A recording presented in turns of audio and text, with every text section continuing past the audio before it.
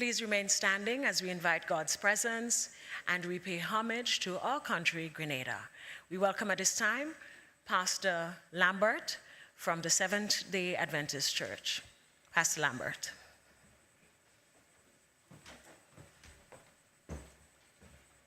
Let us bow our heads as we honor and acknowledge God. Father in heaven, we come before you this morning in the name of Jesus. We are thankful, dear God, that we are in the land of the living.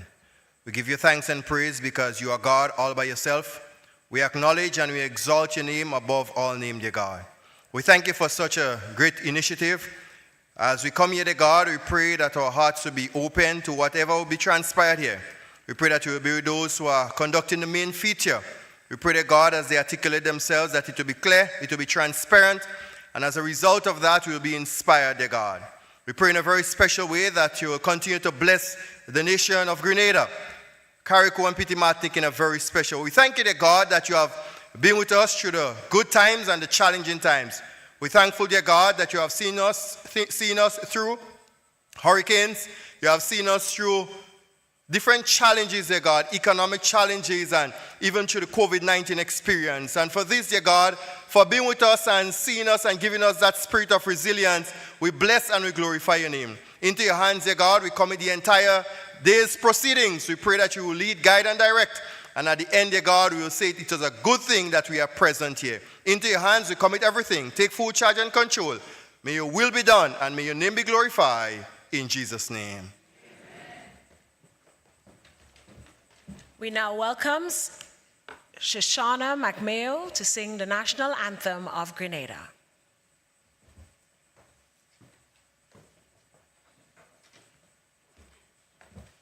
Good morning. Hail, Grenada, land of ours, we pledge ourselves to thee. Heads, hearts, and hands in unity to reach our destiny. Ever conscious of God, being proud of our heritage, may we with faith and courage aspire, build, advance as one people, one family. God bless our nation. Thank you. Thank you, Ms. McMayo, and thank you, Pastor Paul. You may now have your seats. Ladies and gentlemen, it gives me great pleasure this morning to welcome your moderator for the Fireside Chat 2025. He is the CARICOM Youth Ambassador and National Youth Prime Minister of Grenada. He is an entrepreneur for over 5 years who specializes in digital marketing and artificial intelligence. He is also one of the only ChatGPT verified chatbot builders in the Caribbean, pioneering AI-driven solutions in the region. Ladies and gentlemen, help me welcome your moderator for today, Mr. Joshua Andel.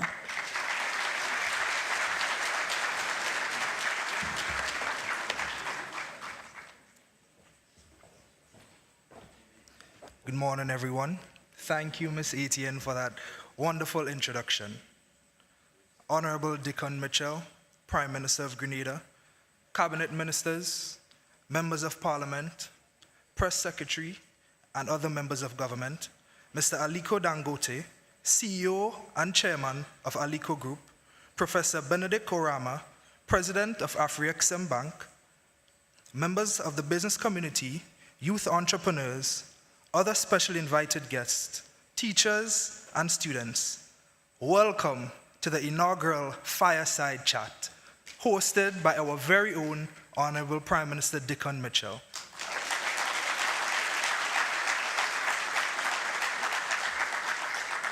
You know, for generations, Caribbean communities have come together around the fireside to share stories that inspire, educate, and of course, connect. These intimate moments of reflection and dialogue have paved and shaped the way for many individuals and communities alike pertaining to their values, ambitions, or identities. Now, honoring this cherished tradition and as part of Grenada's 51st anniversary of celebrations, the government of Grenada is happy to announce that we will launch a new program series called the Fireside Chat. The Fireside Chat series builds on this cultural legacy by creating a platform where global leaders, innovators, can share insights to inspire the young nation and, of course, contribute to nation building. Today's Fireside Chat, an event, will feature a role model of mine, Nigerian business magnate, Mr. Aliko Dangote, one of Africa's most successful entrepreneurs. Now, the theme for today is entrepreneurship and leadership, cultivating a growth mindset for success. Now, this theme, it wasn't chosen by accident. It speaks to the journey of a business owner, a journey that I know far too well myself, a journey filled with opportunities, challenges, and of course, the best part, the part that would stop many entrepreneurs, a journey filled with uncertainties. Now, it is important to note that we do have entrepreneurs here in Grenada who have successfully went through these challenges. Now, with that being said, I invite you to sit back and experience this video highlight of the journey of 4 Grenadian entrepreneurs.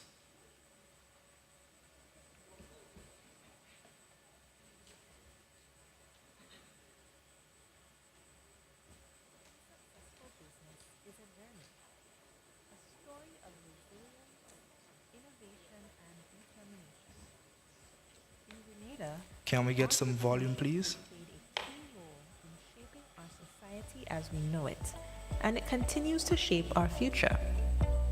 Let's hear from 4 inspiring entrepreneurs who have successfully turned their visions into reality.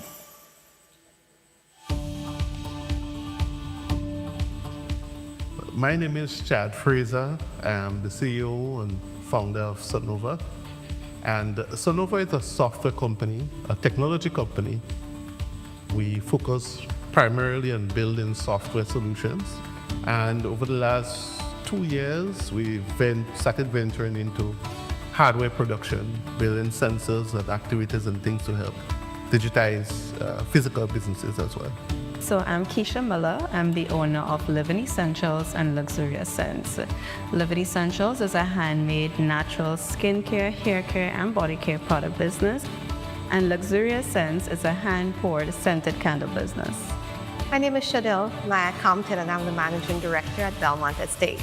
So Belmont Estate is an agri-tourism and specialty food manufacturing business, and we are seeking to merge agriculture, tourism, and sustainability to create enriching experiences for our guests, while at the same time we're supporting local communities.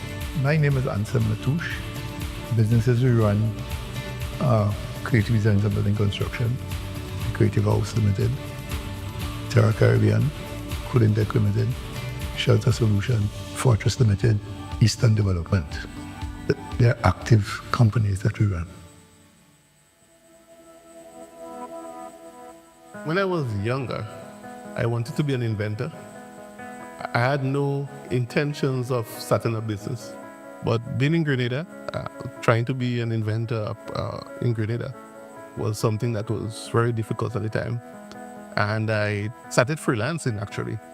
And that morphed into a business, freelancing, building sites and systems, and bringing on one person to help, went into bringing in 2 persons to help, and the rest is history now, 11 people. I started this because I wanted to address a personal issue of mine, which was my acne in the first place. And I've been through the struggles of trying numerous products that just wasn't working. And upon doing a lot of research on the internet, I got the inspiration to try using natural products, especially a natural soap, to see how my skin would react to it. And eventually I found pretty much a formula that started to work in my best interest, and things just grew from there.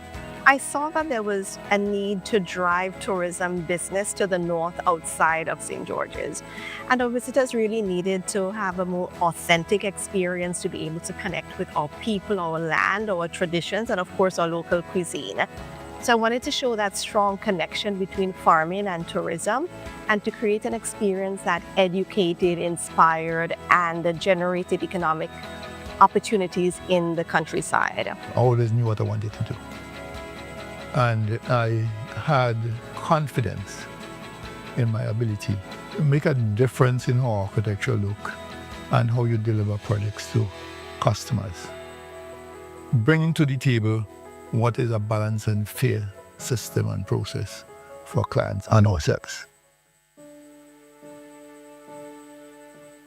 We've encountered many challenges over the years, from staffing to resources. We don't have an environment where there is bountiful financing available to finance your ideas. So you have to really take the hits, bounce back. At one point in our growth, I remember someone saying to me that they would never use a local software company, right? And after working hard on your work and you're getting that kind of feedback, you have to have strong back. One of the things I had to deal with is getting the entrepreneurs to buy into my vision. Ideally, I came up with the concept and I had to sell it to persons without a physical space being ready, because the space that was earmarked for the store, it was under construction for quite a while. And then when it all started to unfold and come to reality, for a lot of persons felt as if they had taken another step in the growth of their business. And it was very emotional for me, because I know how having a physical space to have my products has impacted my business. And I was happy to be able to get that experience for others through the outlet store. So in our line of business, climate change is definitely a challenge. We've had natural disasters, we've had Hurricane Ivan, Emily, and Beryl more recently in my times. Aside from having to deal with the upfront challenges of cleaning up and cutting and clearing post-hurricane, losing trees means decreased production over years. In our business, where we're farming mostly in cocoa and spices, these tree crops take between 5 and 20 years before they get back to full productivity. In 2015, I will say to you that this business establishment that we're in here now had reached the stage of where all my financial advisors, everybody on the table said to us, let's file for bankruptcy. If I close down this business, I would have to take money out of my pocket and pay the people that been good to me. So I had to take a decision there and then and say to everybody, no, I'm not closing the business. I'll go to the creditors. I will take the money that I have and I will refinance the business and make arrangement to pay them. That took a lot from the organization. My wife and I had to say to my wife, listen, this is what we're doing. And we together come put it back to the wheel and build a stronger business than we ever had. I spent a lot of extra time putting in the work to master my craft. I think that habit really differentiated what we are able to offer, because we try to remain on the cutting edge. So it means that we're always learning, we're always innovating. And I think that culture is really what caused us to be still existing today. I started thinking outside of the box. What can I do to get this on a more acceptable scale? What can I do to be different on the market? Because after I got into the production of the natural soaps is when I realized there's a lot of persons actually doing this here in Grenada. So I started to think, how can I be different? And one of the ways that I came up with is to try to have a wide variety of items as possible so that almost anybody or everybody can find something that they like, because what may work for me may not work for you or may not be your preference. So example, with our soap bars, we currently have over 125 different soap combinations. I think being a diversified business, coming from just farming and having diversified into tourism and manufacturing and education and nonprofits, being able to have a range of products to expand into the international market has really helped to make us a sustainable and a growing business. And also being a purpose-driven business. Our business is just not about making profit, but it's about creating impact, preserving heritage, promoting sustainability, and uplifting our community, and also helping to build a strong team of people that also believe in the values that we have. By yourself, you can't build anything. So the biggest asset is our ability to build and find people. So help and to get the company, all the companies operational. Manage your finances properly. Make sure the people around you have confidence in you. So these are the things we've been able to achieve from the public at large, vendors, employees, customers, that we've been able to achieve. Integrity. So, make people understand that, listen, your integrity, you care about it. And you lead by an example. So inside all our businesses, every person knows that this is what he will do. So first you have to have a vision and you must believe in yourself. Make sure that the focus on the goal, make change to the plans, but never change the goal. Make sure you're passionate about what you're doing, because it would help drive you, it help motivate you to want to keep going, especially when times get rough, things get a little bit difficult. You want to be honest. I think people value being treated honestly. Those are the things that I think we need now, especially the young person getting into business. You have to find help or people to make strengths where you have your weaknesses. You've got to be willing to take risks, to adapt, and to keep learning. Entrepreneurship is not easy, but with passion, persistence, and the right people around you, you can build something extraordinary. Grenada's entrepreneurial spirit is alive and thriving. Let's continue building, innovating, and inspiring the next generation.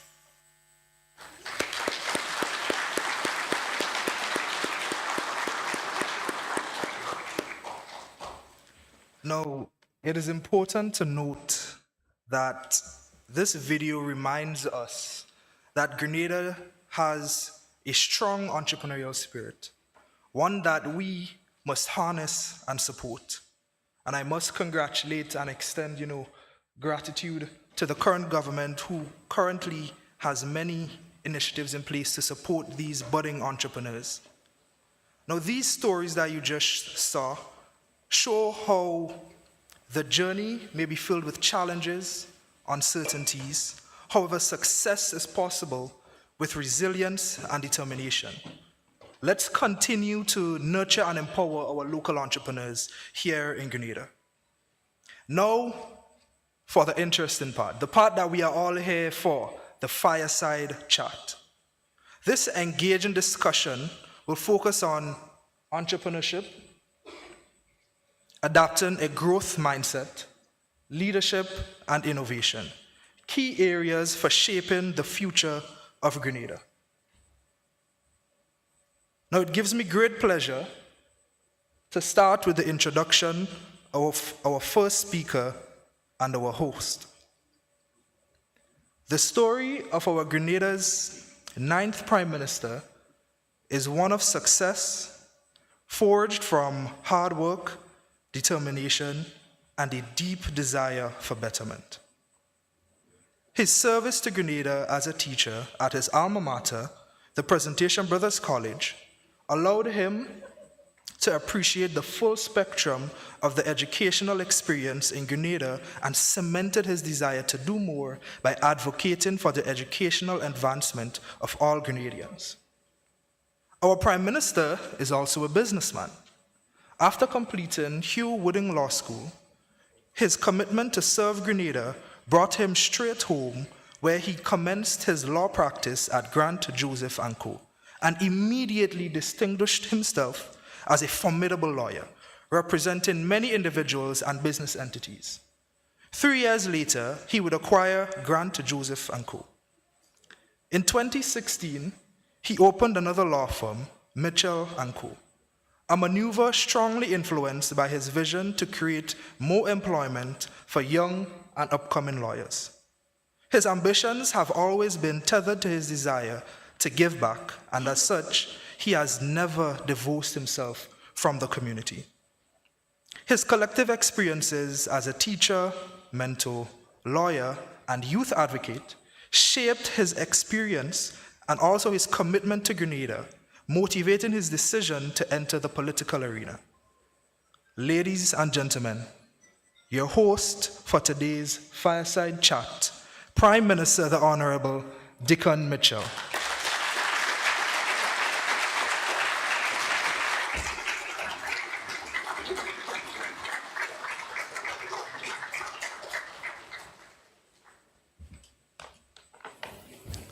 Now for our feature speaker. In the bustling city of Kano, Nigeria, a young man with a burning ambition set out on a journey that would redefine business in Africa. From an early age, Dangote had an instinct for business. While most saw trade as a simple transaction, he saw it as a stepping stone to something far greater. In 1978, armed with an entrepreneurial spirit and a degree from Al-Azhar University in Cairo, Egypt, he started small, trading rice, sugar, and cement. But young Dangote wasn't just another merchant. He was a man with a vision to build, not just buy and sell. These seeds he planted in those early years grew into Dangote Industries Limited, a conglomerate that would become West Africa's largest and most influential business empire.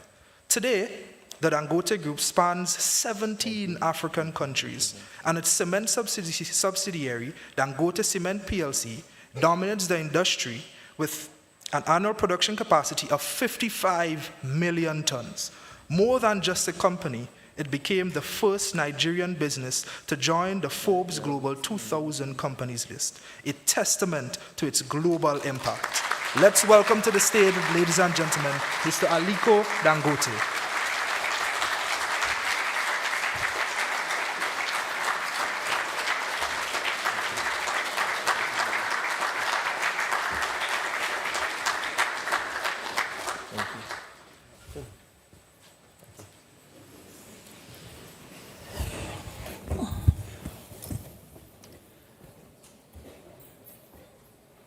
Good morning, Aliko, and thank you very much for agreeing to grace us with your presence here in Grenada. I know this is your first time to Grenada, but not your first time to the Caribbean. And so I really want to express, first of all, a profound appreciation for you taking the time to be part of the launch of this, or Fireside Chat, particularly as Grenada, a young nation, marks its 51st anniversary of independence. We are truly delighted to have you here. We have in the room with us policymakers, the cabinet of Grenada, members of the diplomatic corps, senior government officials, businessmen and women, entrepreneurs, and my favorite group of people, school children. And so we are delighted that you've agreed to join us on this Fireside Chat. I have never done a Fireside Chat before, where I'm attempting to ask questions, so I hope I manage. And after our interaction, we will allow the audience to ask some questions of you. So welcome again. I want to start by indicating the moderator has given us an extensive summary of your success as an entrepreneur, industrialist, businessman, my question to you is, when you look back, did you ever envisage that you would become this successful? Well, thank you very much, Honorable Prime Minister. It's great being here. It's a long journey, almost 9.5 hours from Nigeria. But it's great to be here and meeting great people. Your question is, have I ever envisaged to be where I am now? Even last week, I think a media guy asked me this question that, okay, fine, did you ever dream of being where you are at the moment? And I said that no, I've never really dreamt of being 1% of where I am today. So, I mean, really, we've had great challenges and but we've also, we've done very well. Okay. So, as you look back, where did it all begin? As I look back, well, it all began at 1978 when I first left school, and I decided that okay, fine, maybe I should do something. I started serving with my late grandfather, and then later on, I decided to move to Lagos that same year. When I moved to Lagos, I started trading just in cement. I said, I don't want to work for anybody.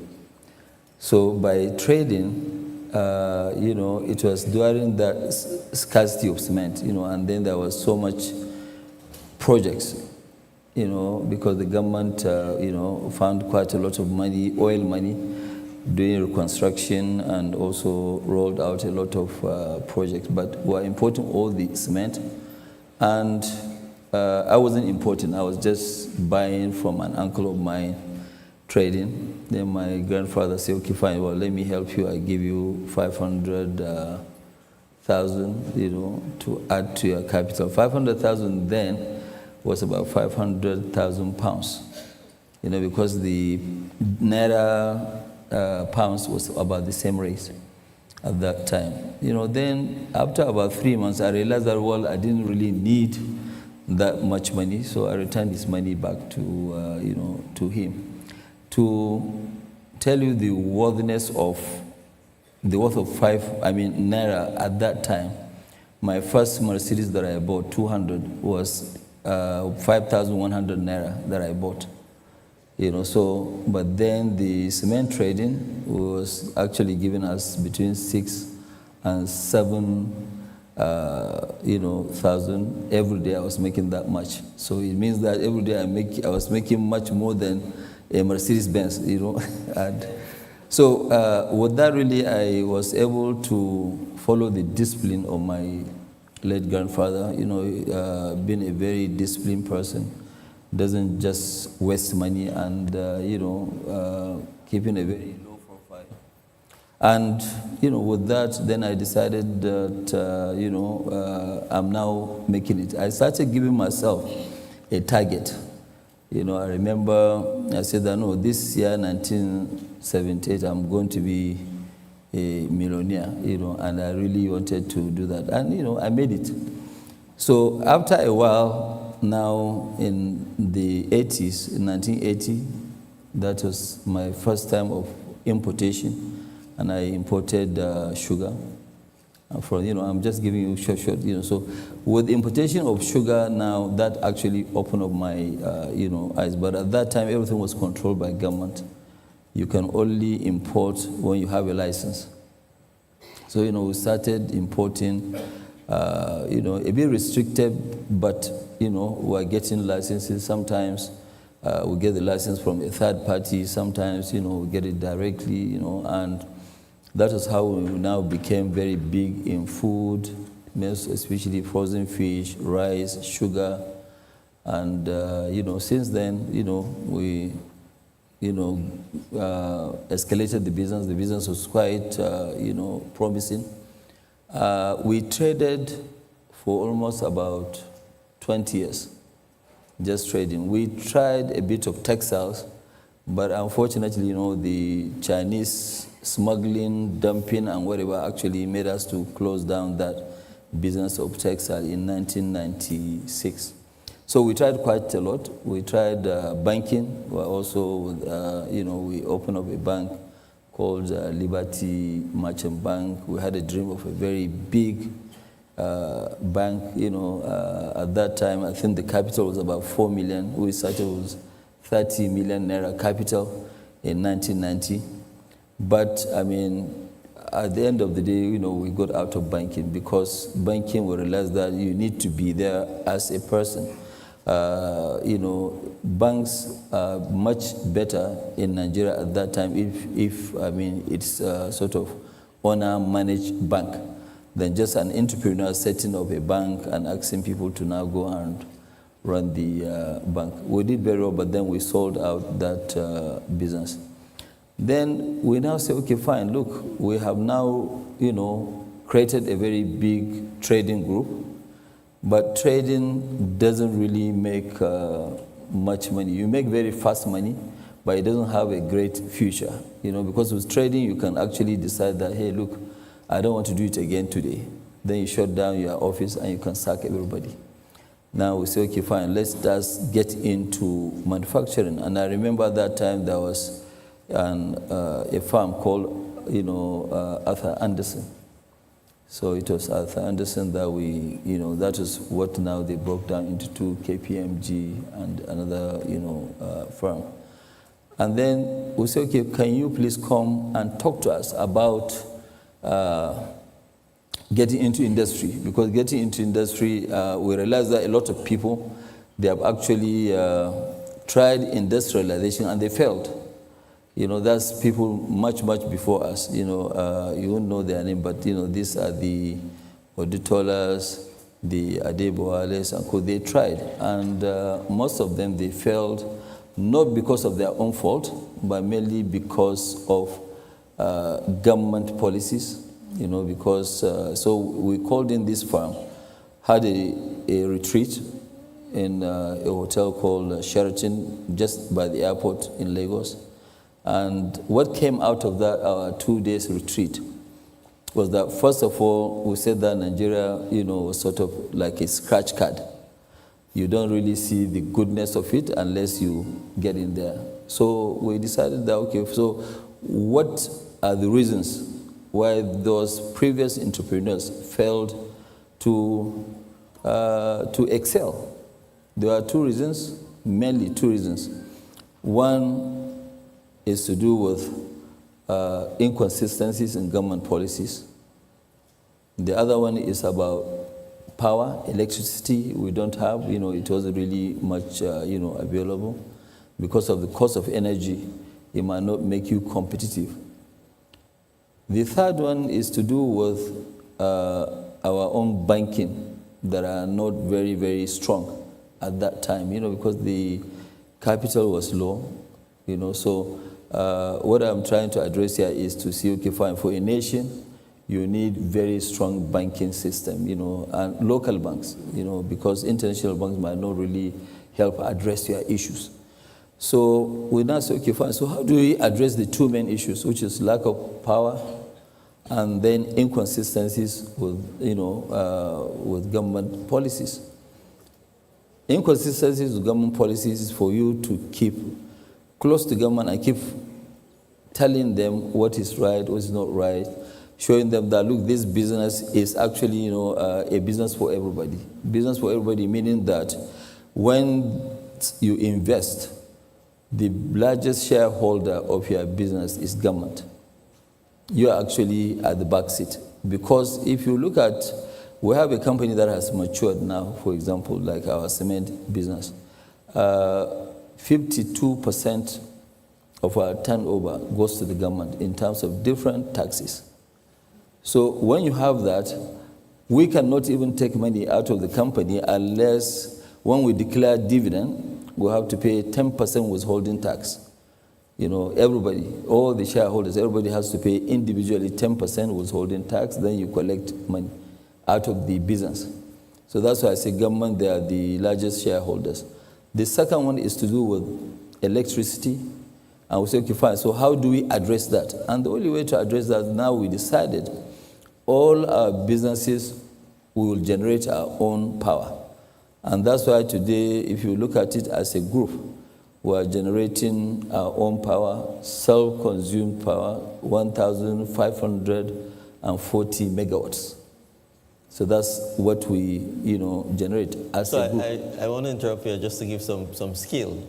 The total amount of power being generated by Grenada is, I see the chairman of the power company here, 50 megawatts. 50 for the entire island. So your businesses generate 1,000 times more power than the entire island. So I just wanted to give some perspective. Well, that's true.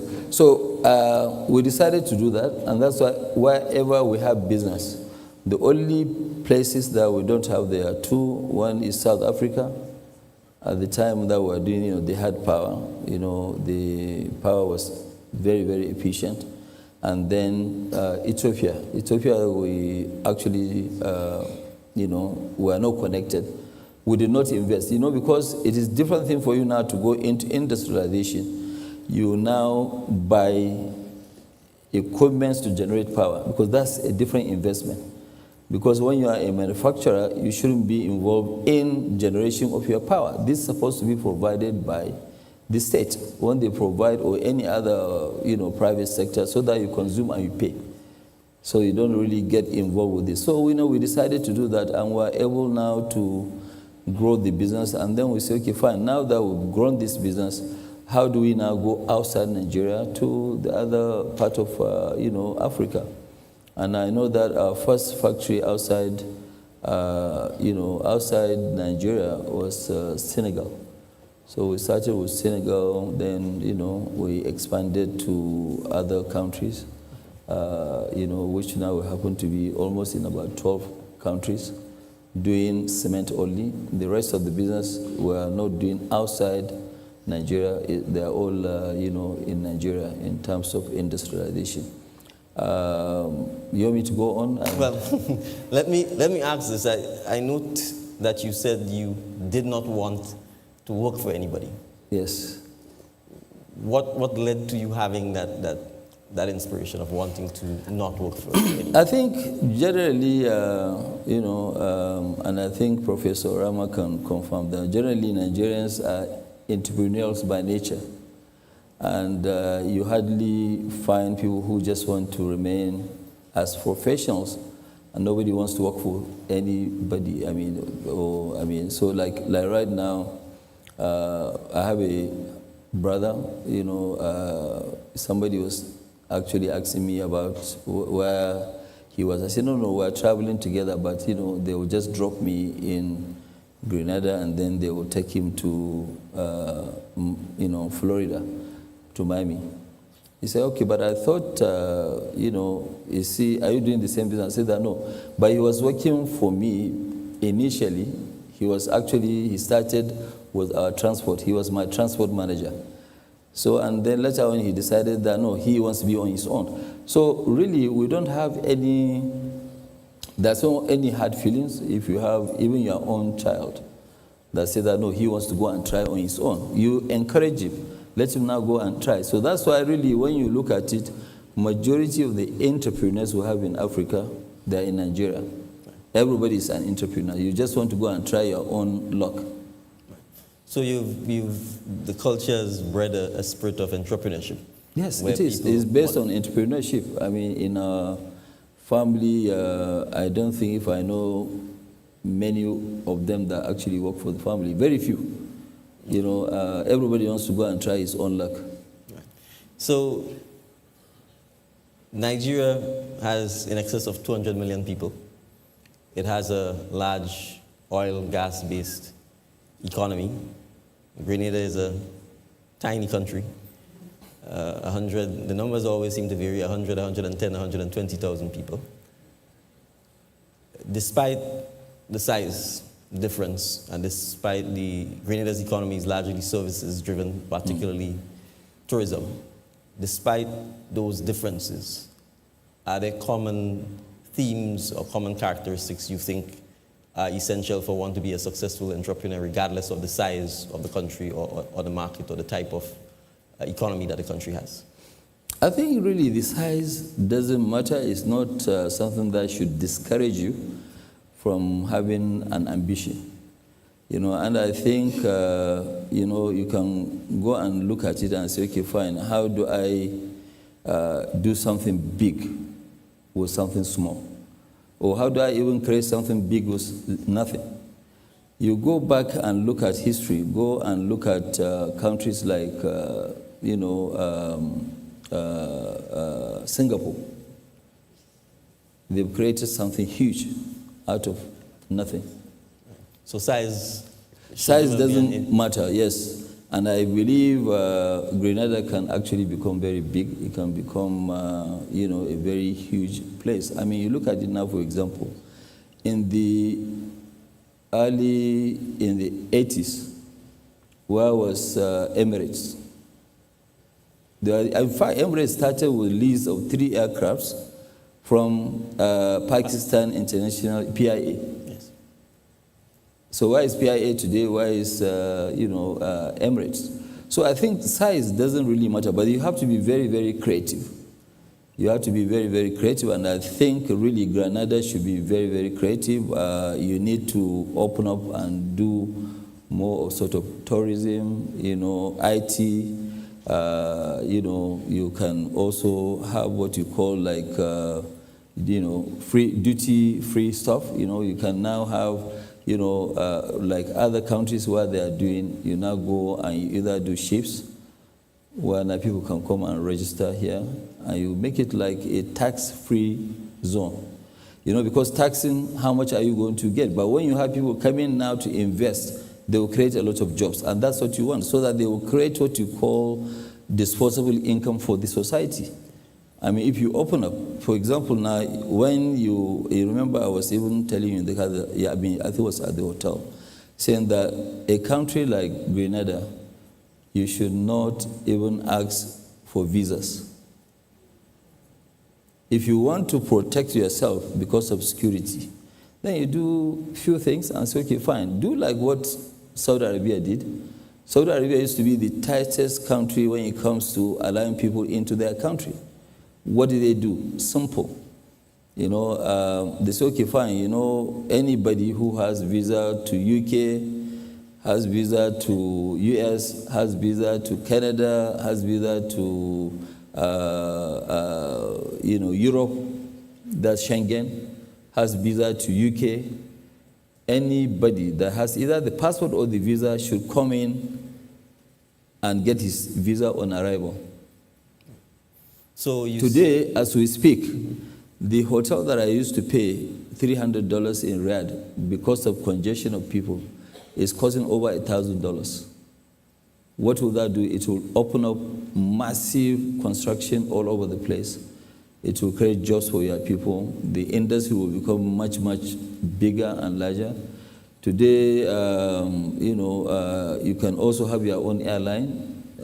You look at simple, even in Africa, you look at now Ethiopia, for example. Ethiopia just built an airport with a capacity of 20 million. Last year, that airport, right, handled 29 million passengers. So you have to actually open up. If you open up, your own people, okay, you will now say, okay, fine, you don't have many people. But the same thing, United Arab Emirates, the real locals were not up to 1 million before. But you can see now they have opened up, they are even giving 10 years visa. Now a house in Dubai costs more than in UK. Okay, because the land is nothing there, it's a desert. Even where there is no land, they go and do sand filling, take sand from the sea and do that. You can do the same thing here. Nothing stops you. So if you do that, you remove all these visas, you make it very simple. Somebody who wants to come and open a tax-free office, he's welcome to come and do that. So you welcome people. The security is not really an issue. If you are scared, go ahead and say, okay, fine. If you have visa or passport of these certain countries, fine. You say, okay, fine. Anybody coming, for example, you're of African descent. Anybody coming from Africa should come and get visa on arrival. If you do that, I can tell you, you have to ask for help. Your own population will not be able to cope with that. Everybody will have a job. Then when everybody has a job, now you will become the story to tell. Once you become the story, people want to now come and invest. And like what I said, that look, it is impossible for all your neighbors to have oil and you don't have. So you have a lot of it. It's just that you have not actually have people who will go and prospect for that oil. If you do that, then, oil should be even taken as a secondary. I don't want you to focus on having oil because sometimes oil can give you a very bad this thing. When you have oil, you become lazy. Everybody will become lazy. So even when you have the oil, take it as a icing on the cake. But look for agriculture. Apart from agriculture, you should also look for banking. Banking will actually help in terms of helping your own locals to establish this. And I was so happy when you said that, yes, Afrexim Bank actually, trying to see how they can help your entrepreneurs. Because your own entrepreneurs, the international banks, whether it's from Canada or US, they will not understand their story. They can tell them this story between today up to tomorrow, no. But when you have something like Afrexim Bank, it's like a local domestic bank.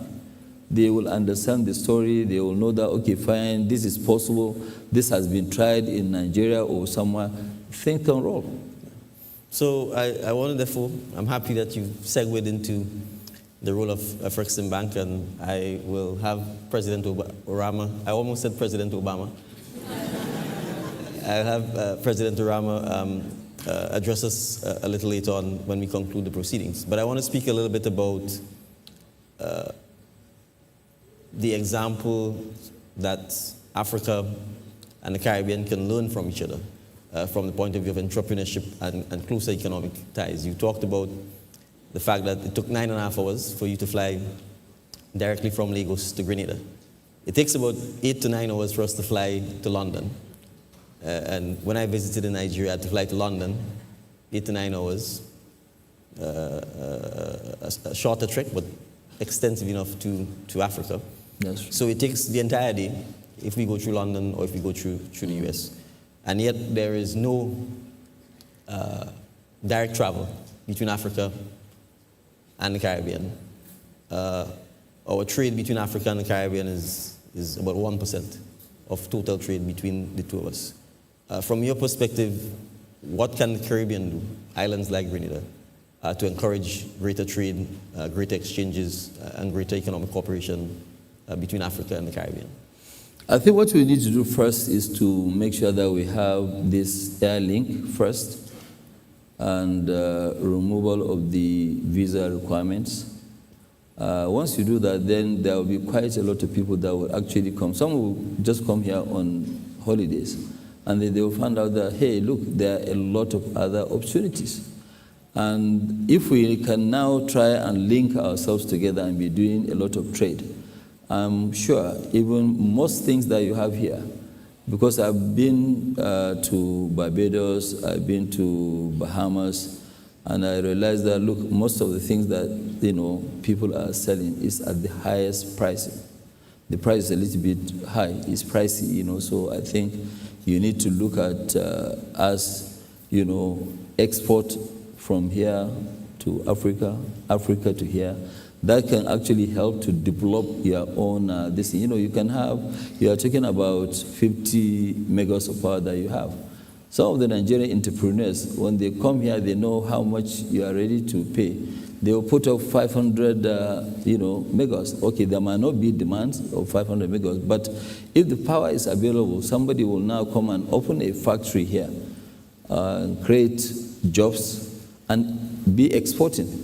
And that's what you need to do, as a nation. You just don't depend on what you have. Okay, you open it up.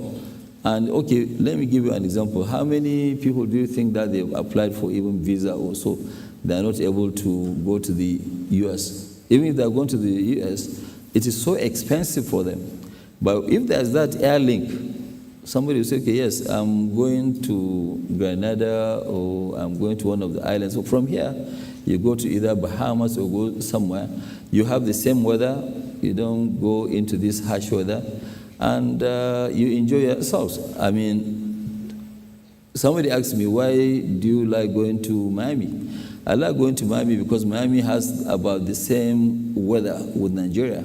And that's the reason why I go there. You know, I used to go to New York or Atlanta, but I don't like very, very cold weather, you know, if I'm there on vacation. Right. So you've talked about, and you've given examples of countries which, in a sense, have become the story. And in many instances, they started off with nothing. You've given the example of Singapore and what Singapore has become today. You've given the example of Emirates Airlines, which started off by leasing planes from Pakistan. And we have your own example. Your companies employ as much as 50,000 people. How important is vision and leadership to this process of becoming successful? Well, first of all, you have to have a vision. You have to know, you have to have a vision. You have to have a mission. Say, okay, fine. What's my vision? What do I want to be? And it's the same thing with us. You know, a couple of years back, we said, okay, fine. Look, we've done very well now. Our revenue is was then about $4.5 billion. And we said, okay, fine. So we now have that vision, which we say, okay, fine, by 2030, we should be at about $30 billion, revenue. Having $30 billion revenue, moving from 4.5, it was a Herculean task. But, here we are, we have actually created the assets, to take us to that, before even 2030. So you have to have the vision first. When you have the vision, then you have to make sure that, yes, you are committed to that your vision. It's not all about just, no, it will happen like that. No, it's not going to happen like that. It also requires hard work. You have to say, okay, yes, I want to do this X, Y, Z, but I have to really work very hard towards that. I mean, like what we did, I didn't tell you the other time, what we did, we said, okay, fine, you know what, we are going to start manufacturing. But how do you start the manufacturing? Because if I go now and start producing watches and co., the people who are already in that business are going to wait for me, I mean, they will deal with you, it doesn't matter who you are. So we decided that, okay, we'll just do what you call a backward integration. Backward integration means that we'll produce what we used to import. And that is what we did, and that's why we are successful. Because on the marketing side, we already have the customers, we know the market in and out, so that was what we did. So going back to this, we decided that, okay, fine, what do we do? How do we take our company from where we were to this? And then we decided that we're going to build a refinery. We had this vision that, okay, fine, because we tried before in 2007, we bought the local refineries in Nigeria, and then there was change of government from Obasanjo to President Yar'Adua within a few months, and the government of President Yar'Adua did not really want to cede that control because they believed that the refineries were okay. They can also run them very well, profitably. So the government took over the refineries. We returned back the refineries. We didn't even move in there yet, And then they refunded our money. So we had this dream that, okay, you know what do we do? Because we had, a company that, look, we are making a lot of money. We want to invest that money. So we decided now to roll out a lot of this. And we had about 31 projects, of which the refinery, the petrochemical, these two, they are one. Even the refinery, to show you the power of vision, we said, okay, fine, what is the largest refinery ever built in the world? The largest refinery ever built in the world was 430,000 barrels a day. We said, okay, fine, we want to build 1.5 times that size.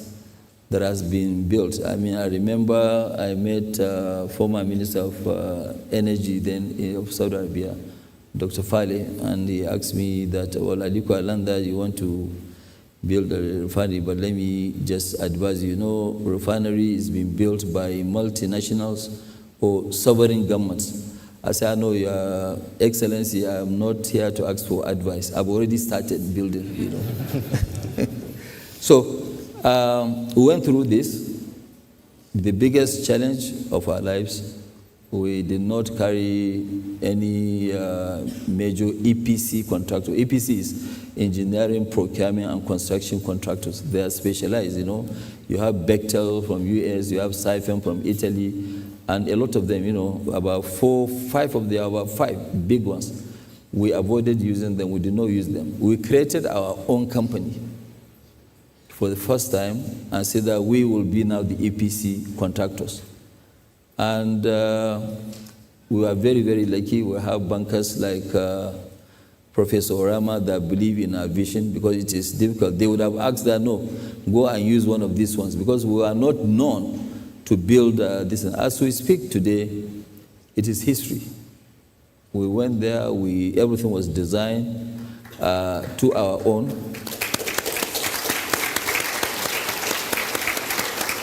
Thank you. Everything was designed to our own. It's not even that. We had also, we said, okay, fine. Apart from the refinery, we have the largest line of polypropylene. So we have finished that one. It's going to roll out by next week. We'll start making polypropylene, about almost 900,000 tons. We have a refinery. The size of the refinery is 650,000 barrels per day. And that is the largest single line that has ever been built in the history of the world. And, I mean, for us, last week was even very good. We had a first customer, Saudi Aramco, bought 180,000 tons of aviation fuel from us, to take to Europe. So we have quite, thank you. We already have signed off, starting next month, we will be exporting to Asia and the rest of the world polypropylene from the petrochemicals. But today, 90% of our jet fuel goes to US, go to other, Brazil, Argentina, Mexico, Europe. That's why we export our jet fuel. Today, we have also finished 2 years ago our fertilizer company. 40% of our fertilizer company goes to the US. So we produce, urea. Right now we do about 7 ships of 30,000. We ship about 210,000 tons a month, which is mainly, surprisingly, not even all to Africa, majority of it to US and other areas. But that is also the power of dream. It does not actually stop you from growing. It's always better for me now to say, okay, fine, I want to move from 5 feet tall to 6 feet tall. No. If I'm 5 feet tall, I say I want to be 10. You always give yourself. Thank you. You always give yourself a very high target. People who don't have big dreams, they will never make it in life. So you have to thank you. You have to really have a very, very big dream. But the only thing is that you have to also chart a course of how do I meet up with this, my dream? How do I get it? And you remain very, very focused. You have to be focused and consistent. I always tell people that, look, good living, which means good enjoyment and making it in life, they don't go together. That's what, yes. They don't go together. You have to have some time that you deprive yourself out of enjoying or out of enjoyment, and then you make it in life. And I always say that, some of the problems that we have, which I'm sure are the same, all from Africa, which now sometimes when somebody calculates that, look, I have this business and I'm going to be making $10 million from this business. Before you even start the business, you start spending the income. So you shouldn't do that. As a business, let it be very, very, very strong. When it is very strong and you are doing well, all your friends that normally invite you to these parties and whatever, they will only invite you to the parties when you are doing well. For somebody who is about to declare bankruptcy, nobody will invite you to a party. Nobody really will invite you to a party. So what you need to do is that focus, make sure that you deliver, then you can actually become the darling of your family, the darling of everybody. Right. But without making it, no, I think But what I want you to do also, especially the students that are here, is for you to know that, yes, in life, nothing is impossible. That's why when you come to my office, the first sign you will read is that nothing is impossible. Lazy people don't make it in life at all. If you take life easy, you are not going to make it. If you are very, very serious and you are dedicated to what you are doing, fine, and don't be scared of failure. When you fail, you now go ahead and, try again. You'll make it maybe second time around. So life is all about challenges. Nothing comes easy. Life without challenges is very, very boring. So obviously we too have passed through challenges and we have surmounted those, challenges. For example, when we were building the refinery and other things, it was during COVID. 2 years or 3 years into the, real construction. We started real construction 2018, erection of the equipment. Then 2020, COVID set in March 2010. So can you imagine having a site with 67,000 people? At our site already, luckily, we have built 50,000 rooms for workers, hospital, recreational, ground, dining rooms,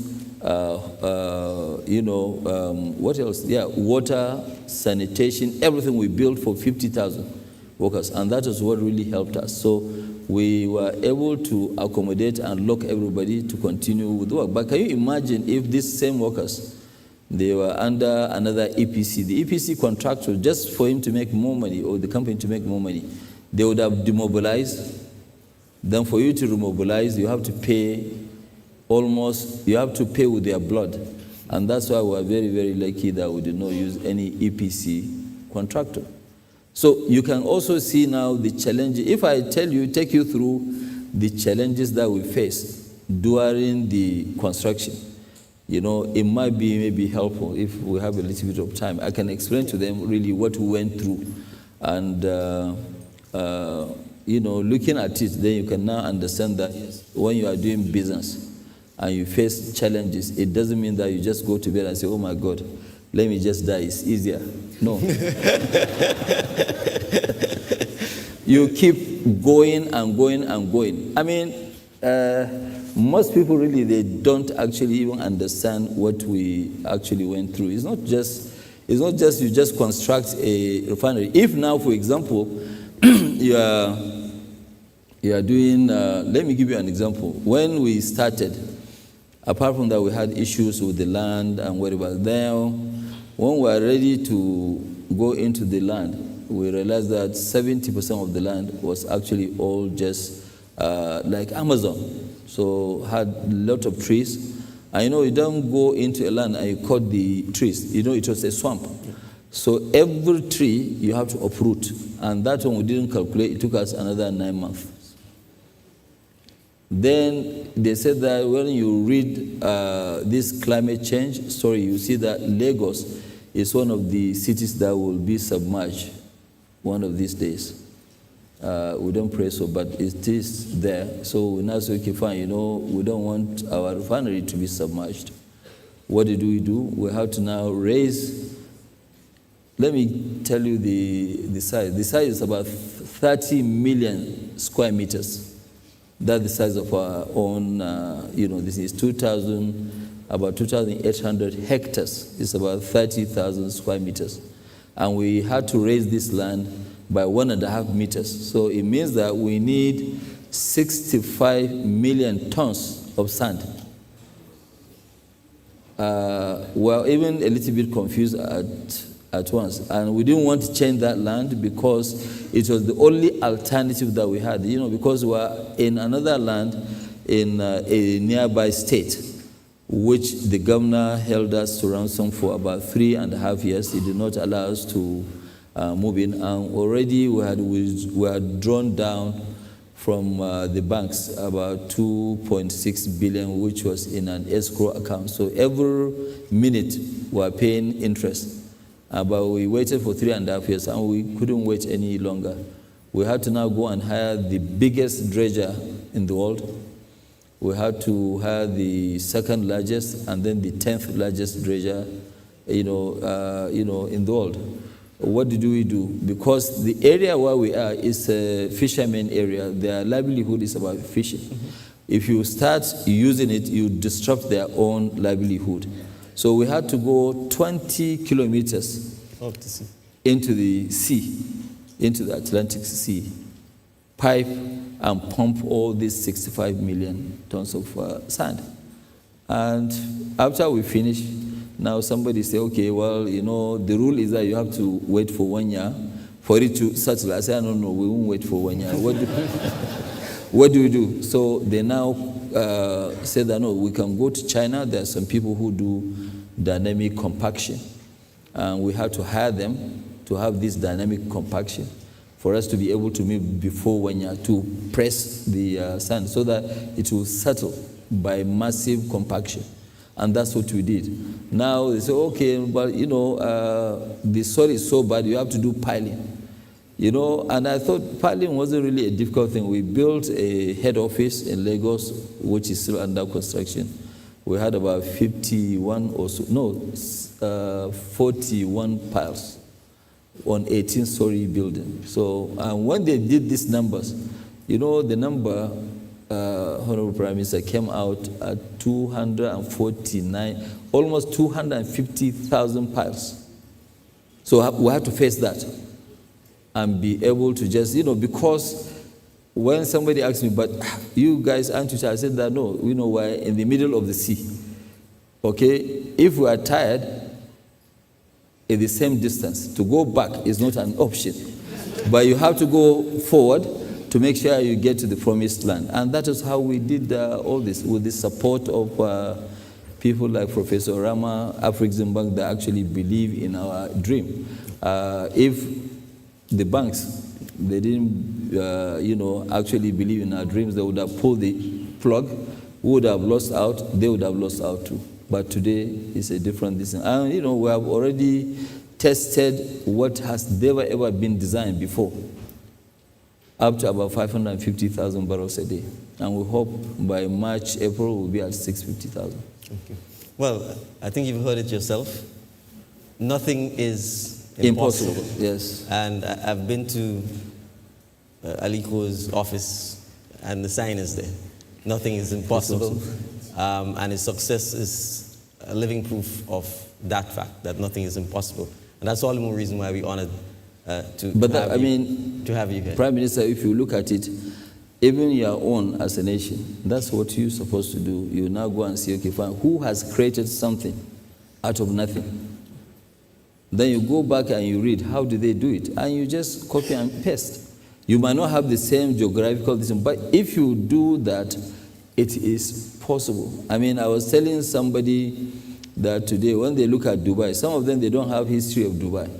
In the early 80s in Dubai, they used to actually distribute water with donkeys. Yes.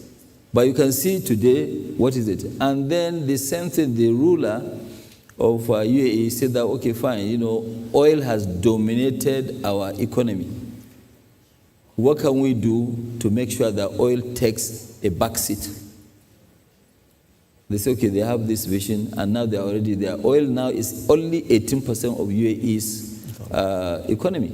Their GDP, the GDP contribution of oil is 18%. And that's what you're supposed to do as a nation.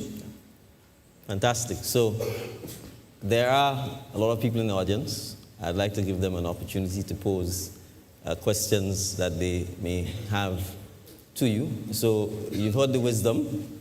It's coming from someone who's walked the walk, not just talk.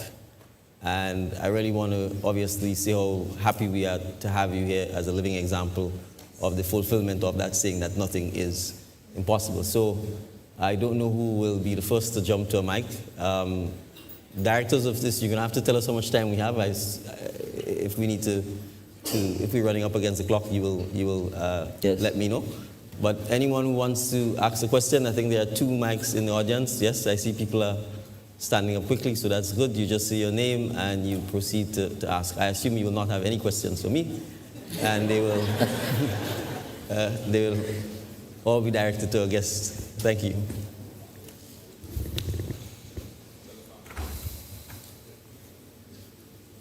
Good afternoon, everybody. Honorable Prime Minister Deacon Mitchell and Mr. Dangote. My question this afternoon is, what are the 3 most important decisions you have made that greatly influence the success of your business? Okay, thank you very much. The most 3 important decisions that I made is, number 1, to be an entrepreneur and also be an entrepreneur with integrity. That's number 1.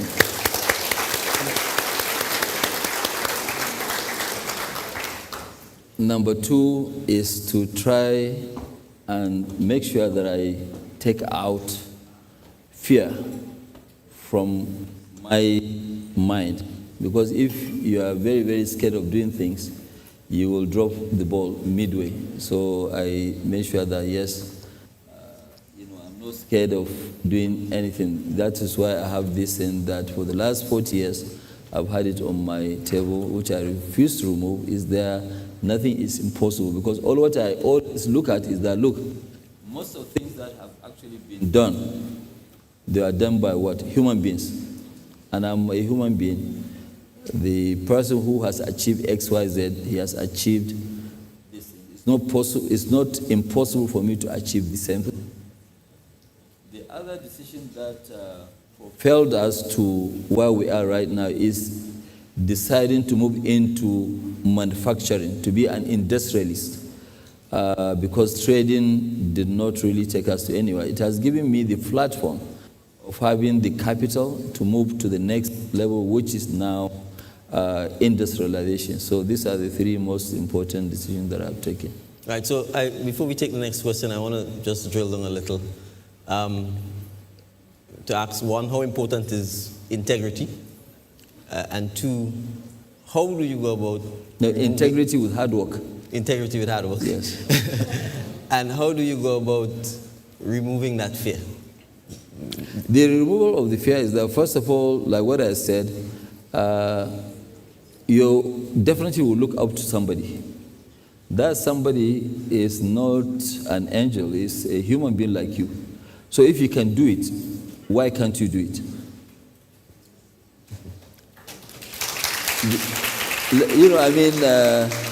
Quickly, let me tell you a story. The first time our own football team, Nigeria, clashed during World Cup, we went to, I think it was Houston, if I can remember.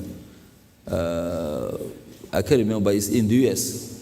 And we went there, we were so scared because the first team that, we clashed with was Italy. And all of us were very jittery. Actually, some of us, I don't drink, but some of us that drink, they had to go and charge themselves.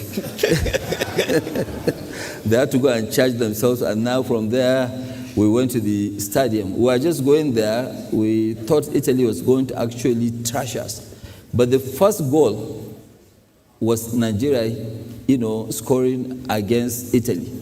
So from there, now our guys started to play extremely well. Because it has actually removed the fear that, so I can do this. It's possible, it's just like now when you look at it, ourselves as a company, when we built the largest cement, in the world, in one location, 16 million tons. Then we say that, but it's not difficult now to go and build something. But not only building, we want to make a history and build what nobody has ever tried in the world. And we did it. Very good.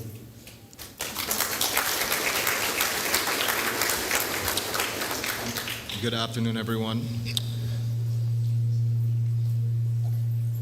So access to capital for startups has always been I can hear you. Yeah, can you come closer to the mic? Access to capital for startups has always been a challenge for founders. Yeah, keep going as long as we can. Okay.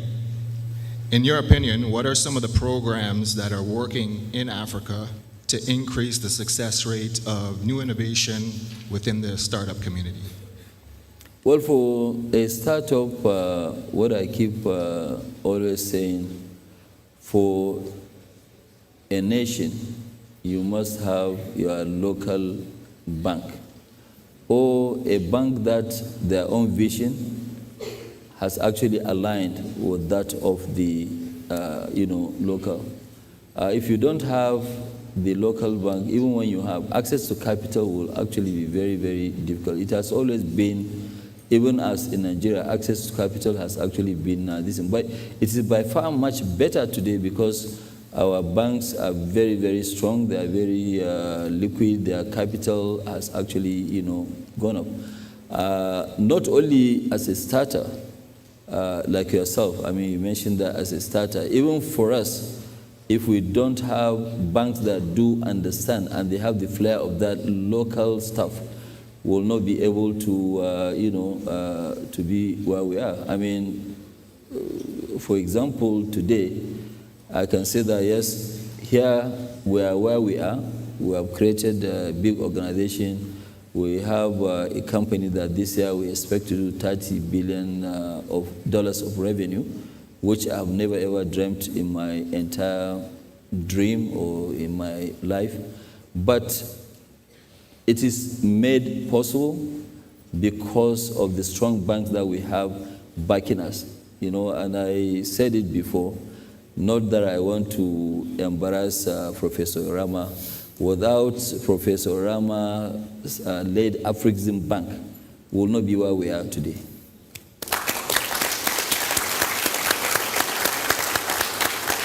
So really, that bank that you have, even if it's not owned by the locals, you have to make sure that you have a bank that aligns with your own dream and your thinking. Because you go to this, I don't want to mention names, but you go to either British banks, American banks, you won't get to anywhere. Good. Well, we heard it, so yes, I will reserve my comments on the banks. Yes.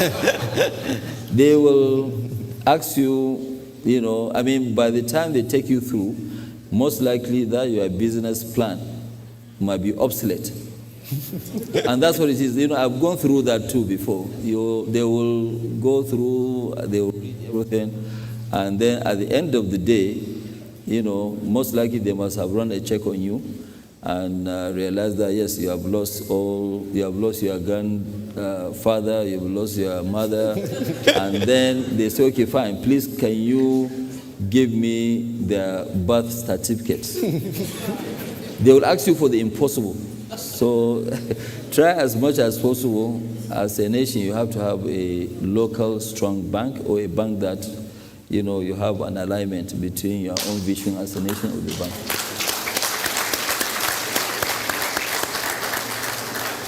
All right, so we have Chad. Oh, sorry. No, we have my people apologies. there. I didn't realize we had a separate line. Yeah, because of the lights. Yes, Yeah, go ahead, please. There are people there.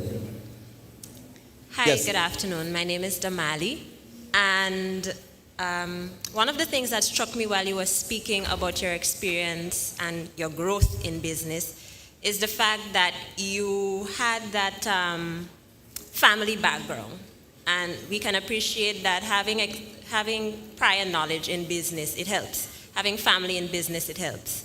But as you've grown, within this environment of entrepreneurship, in Nigeria in particular, where everybody is an entrepreneur, as you said, how have you navigated collaborations? Because competition is at the bottom, collaborations are at the top. How have you been able to grow and expand your businesses throughout the years, navigating these sometimes can be tricky collaborations? What are the things that you look for, and how do you proceed?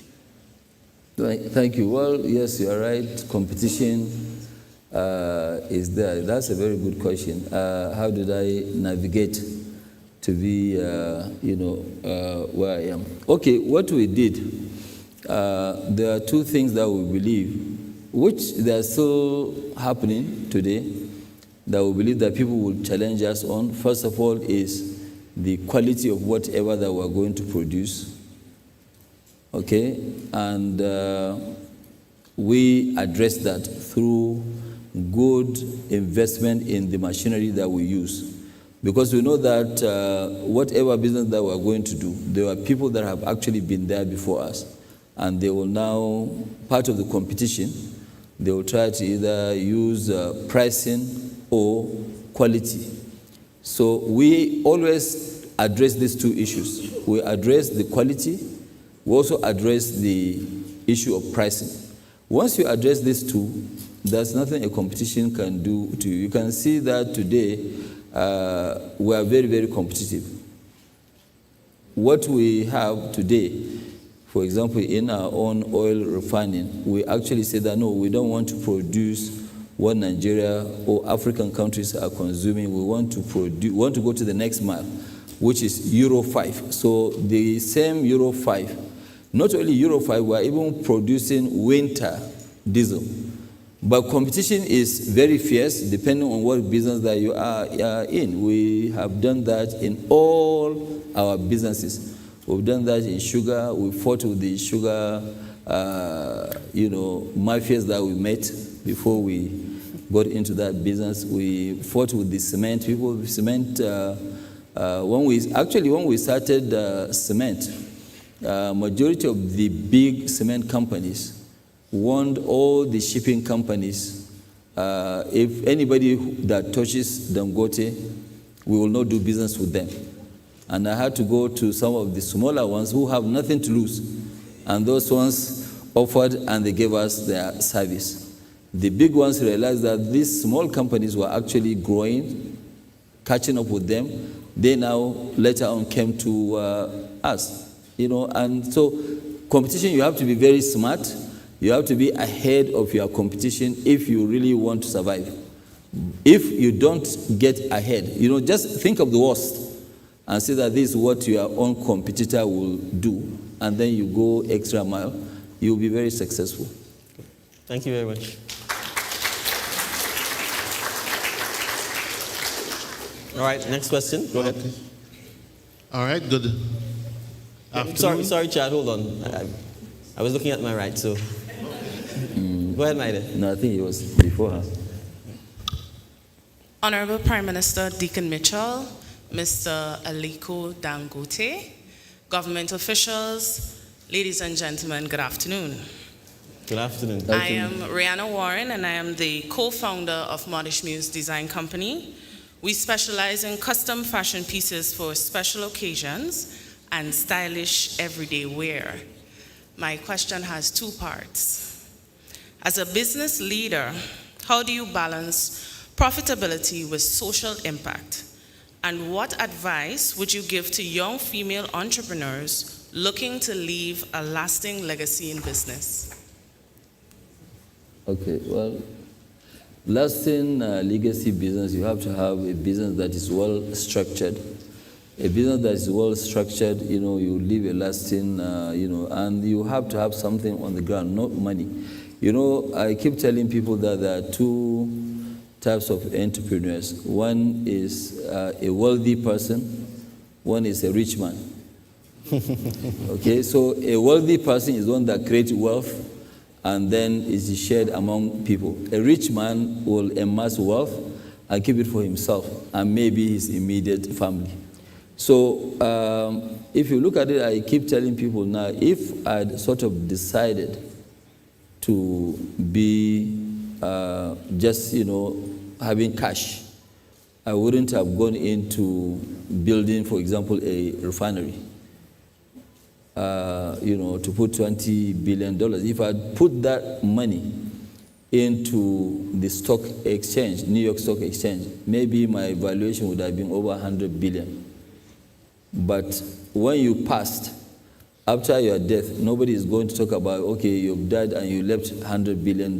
But somebody will now come and see a refinery working with a lot of jobs, direct and indirect, maybe 100,000 jobs.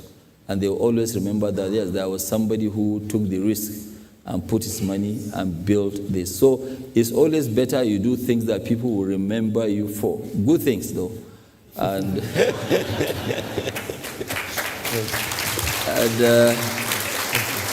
so with that, I think if you go now, you open up a factory, if anything happens to you, nobody will come and say, okay, fine, you know what, shut down this tailoring shop or this designer shop. Somebody, one of your kids or whatever, will come up and take over.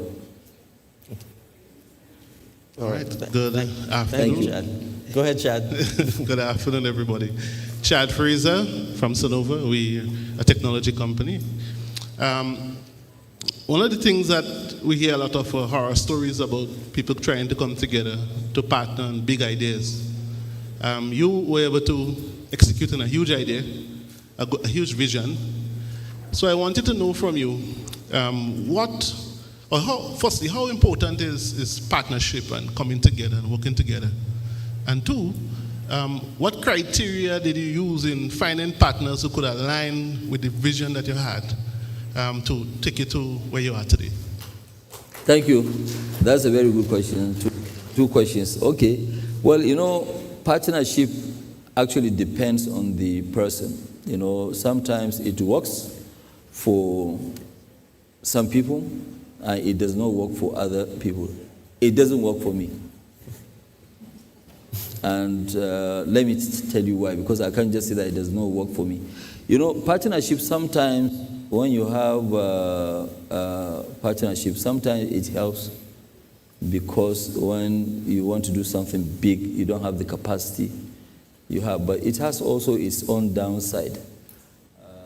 I'm sure I have the same experience, or we have the same stuff, both Nigeria or here, or Africa and here.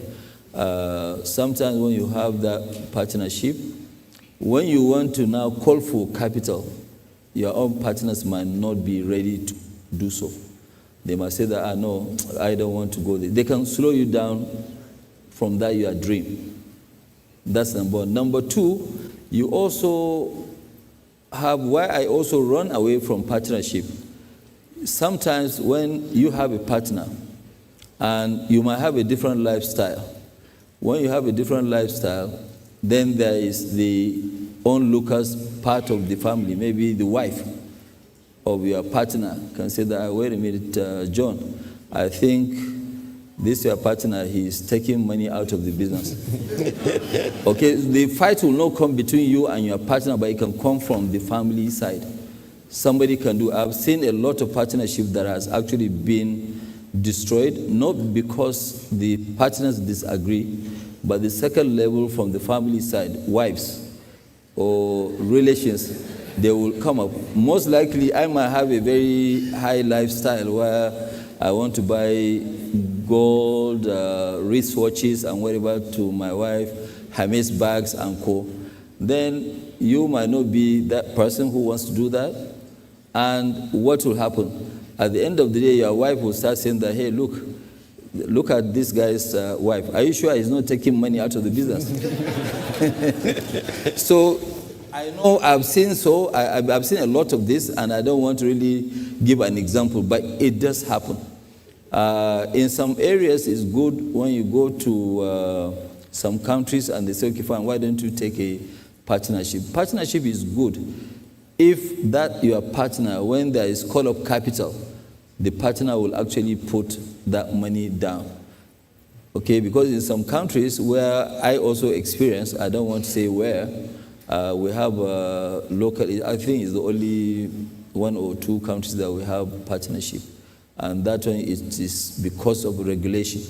When you call for capital, right, and that your partner does not have the money, you have to carry him along, because it will be very risky for you. First of all, the regulation does not, or the laws don't allow you to operate on your own.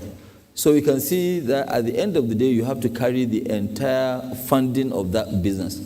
So you have to be very, very, very careful, and you have to also choose a partner that has, integrity, because there might be issues. If you are a partner, let's say you and somebody, you have a good partnership.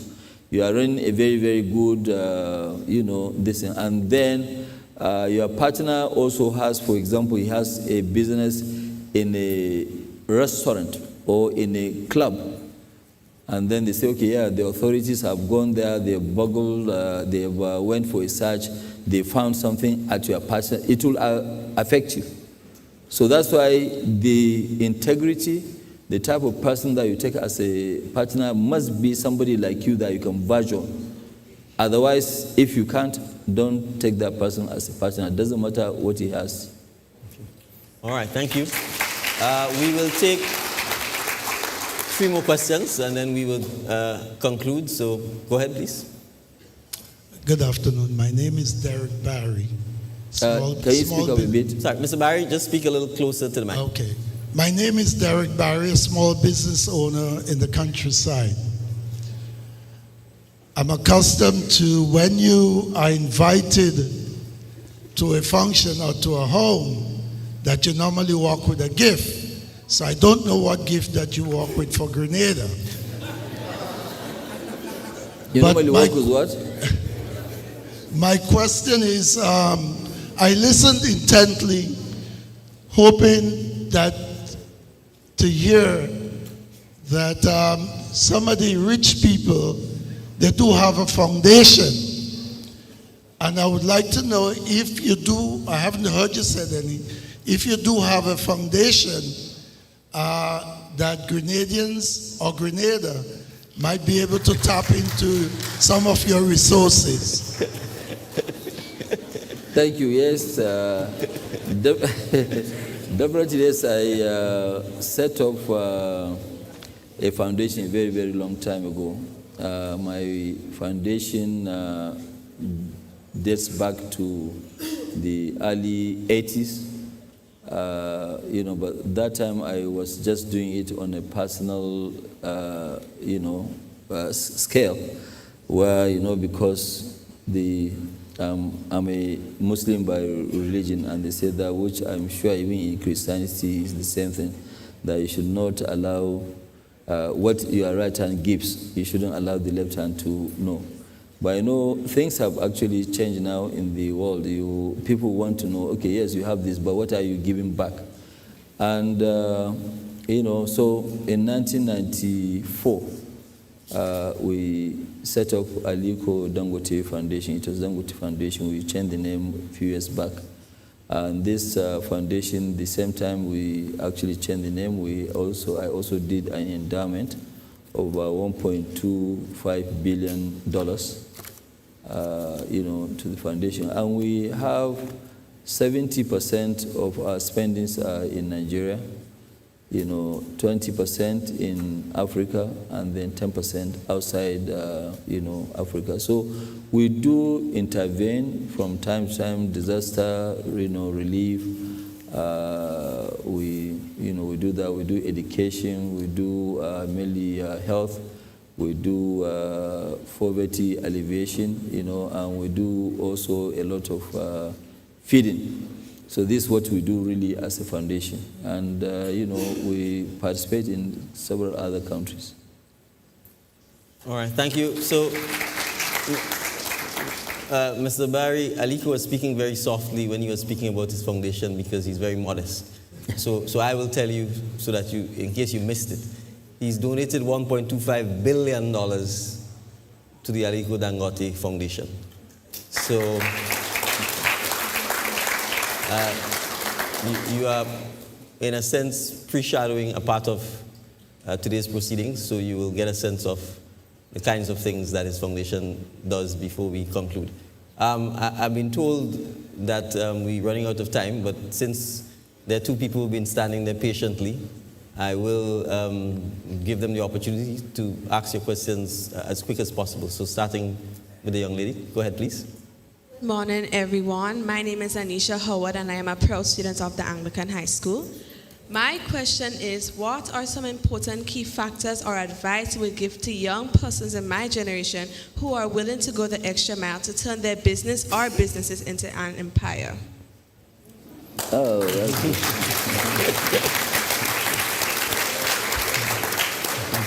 So are you aspiring to be a businesswoman? Yeah? Yes, I am. Yes, okay. So what advice I'm going to give you, just make sure you read very, very well, you excel well. Don't play too much in school. Make sure that you actually come on top of your class. When you finish school, go ahead and start something that you know very well. And I always advise people that don't do any business that you don't understand. So first of all, you have to do your homework and accept that, okay, I want to go into fashion. If you go into fashion, right, you will make sure that whatever that you are doing, you do understand what you are doing, and you are committed. No play at all. I hope you heard me before. I told you, don't play. Yes, at a spare time, you can now go and play with your friends, but your main focus is that your vision as to what you want to do to achieve life. But can you make it in life, right? You asked me that question, right? When I was your age, my own dream was just when I finish school, I want to work for my father. You must be about what, 10, 11? I am a 16-year-old student in the 16? fifth form. Yes. She looks young. It's a Grenadian trait. We look younger than we are. So, I mean, if you look at it really, I personally believe by the time that it comes to sort of your turn, you're talking about maybe the next 20 years or so, things might have actually changed, in the world. I mean, you being successful, more successful than me, is possible. Don't worry about where you come from and what is your background, whether you are from a rich family or you are from a poor family. And let me also tell you why, because you might think that, yes, I don't know what you have read. Maybe you must have read that I came from a very rich background, right? Is that so? Yes. Okay. So I will tell you something so that you will believe. And luckily for me, also it happened. I did not inherit. My father died when I was 8. But I wasn't living with my father because I happened to be the first grandson of my late grandfather. And normally in our tradition, when you have first grandchild or first grandson or granddaughter, the grandparents will take you away to go and live with them. So I happened to be that victim. So my grandfather really took me away. To cut the story short, when my father died, I was 8, and a couple of things sort of happened. My father too was very rich, and there were a couple of issues, in the family setup or whatever. But I did not, and I repeat, I did not inherit 1 cent from my father. The only asset that I inherited from my father, I gave it away, demolished it, built mosque and Islamic school, and I donated that. But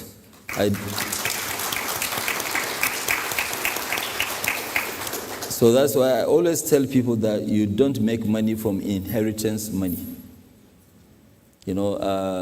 Just make sure you focus. Your parents duty is to make sure that they train you to be very, very honest, diligent, well-behaved, and once you graduate, then you'll be on your own. I think later on you pay them back if, you pay them back through helping them in their old age.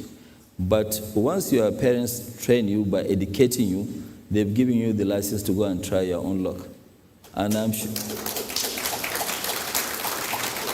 sure for you, the sky is the limit. You can see now, even during our own time, the last 20 years, we have never, ever seen a human being being worth $400 billion. But today we have. We have Elon Musk. Is worth that much. So it doesn't mean that tomorrow you will not be that same Elon Musk. Have that dream that anything in life is possible. And you have to be on the positive side. You can make it, and it can happen. But make sure I do well in school right from now, okay? Good luck. All right, so we'll have the final question. So let's hear it. Good afternoon, everybody. His Excellency, President Michel, Mr. Dangote, President Rama, all protocols observed. Can you talk a bit loud? Closer to the mic, thanks. Hello? Great, okay. Yeah. My name is Kweku Bediako, Creative Director, Founder, Chocolate Clothes Global. Mr. Dangote actually missed you in Ghana, so I flew all the way to Grenada to come and give you a present. Yeah. Are you hearing it? I flew all the way from Ghana to come and meet you. Sorry, I think if you can just repeat because the audio might be a little. The audio, yes. Okay, great. So my name is Kweku Bediako, Creative Director, Founder, Chocolate Clothes Global. We're one of the leading clothing brands in the world from Africa. So I missed Mr. Dangote in Ghana, so I flew all the way here to come and give him a present. Again, for me and on behalf of all the Africans in the diaspora, for getting Black Panther, I think you are definitely our hero. So I'd like to commend you on that. My question is based on teamwork. Well, they said teamwork makes a dream works. Teamwork makes a dream work. I'm going to guess and assume that you've not built this empire by yourself, but you have a multitude of followers. How have you managed to build the human capital to this point? Because for us and many other businesses like ours, it's our biggest headache. How have you been able to build the Dangote empire with all the different managers, directors? How have you managed that? The hiring and firing, all of that. How have you managed that till now?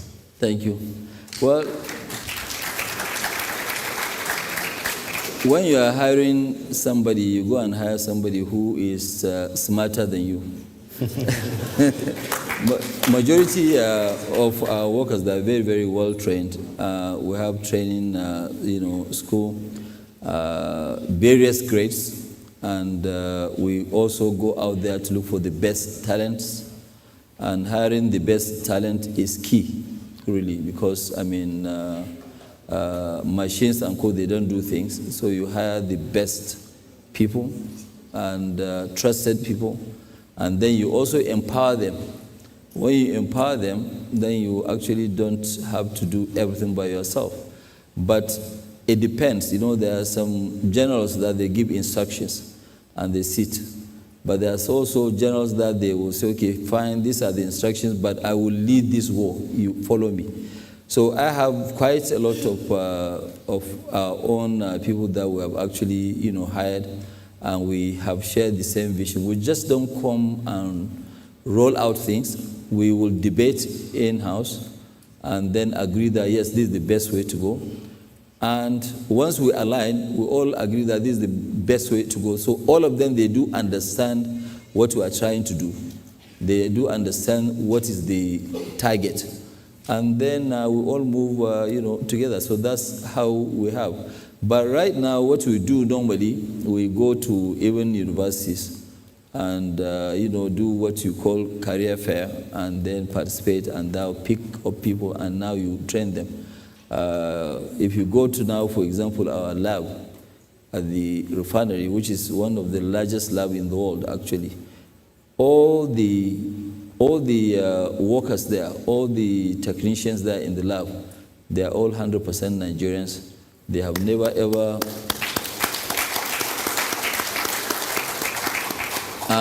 All of them have actually attended the local universities. They did not school abroad. Some of them have not even been abroad, but I can tell you they can teach anybody to be the best lab technician anywhere in the world. So that's how you actually, you have to have very well-skilled, workforce. Once you have well-skilled workforce, the sky is the limit. All right. Thank you. Thank you very much. So the note I have says we've got two distinguished Ghanaians with us, one of whom I think just asked the question. Wood Maya. Wood, are you here? Am I pronouncing it? I would. So Wood's a renowned Ghanaian YouTuber, influencer, vlogger, digital media influencer, and they've flown all the way to be with us. And the second personality from Ghana is Kwaku Bidiako. Did I pronounce it right? Right. You just asked the question. So Kwaku has done fashion for people like Steve Harvey, Idris Elba, Cardi B. He's been named Best Fashion Designer of the Year, 2018 EMY Africa Awards.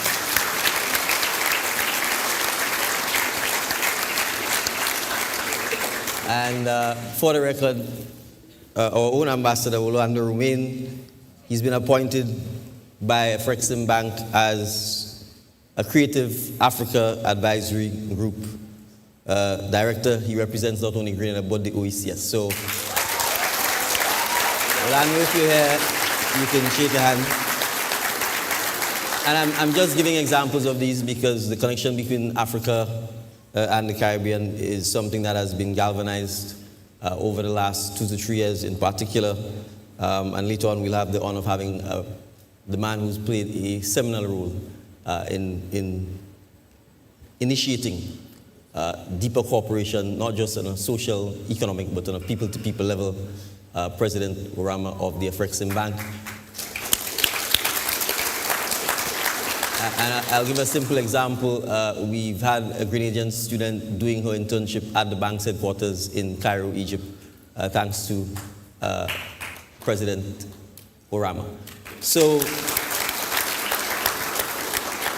I don't know about you, but if you have not been inspired by Aliko, nothing can inspire you. So, we are about to conclude on this part of the event. I want to thank him immensely. I didn't know he was that funny or that witty, so first of all, I want to thank him for his tremendous sense of wit and humor. Caribbean people like a little laugh and a little joke. So thank you for the immense wisdom, the counsel, particularly to our young people, the enunciation of the need to have vision, and not just vision, but a big vision. And I think particularly for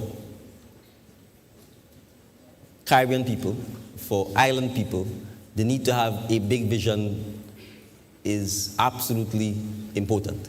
If you don't dream big, if you don't have a big vision, then the nothing is impossible mantra will not apply to you.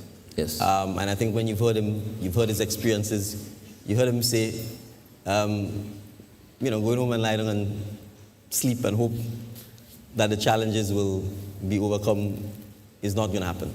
And when you're in the middle of the ocean, it's the same distance to swim forward as it is to swim back. And so, for all of the entrepreneurs, for all of the business people, for all of the students, government officials in particular, or banks, the cabinet, it starts with us. We are responsible for this country, we are responsible for this nation, and they need to dream big, they need to work hard, maybe play a little less, party a little less, are all some of the things I've heard from him. So I want to thank you immensely for gracing us with your presence. Yeah, very well. Thank you. Thank you. And I believe have someone. I will have the moderator come on to guide the rest of the proceedings. But I think we will stay on stage still. Am I correct? Yes. Okay, good. Ladies and gentlemen, I would like to invite you again to give a round of applause to our Prime Minister, Mr. Aliko Dangote.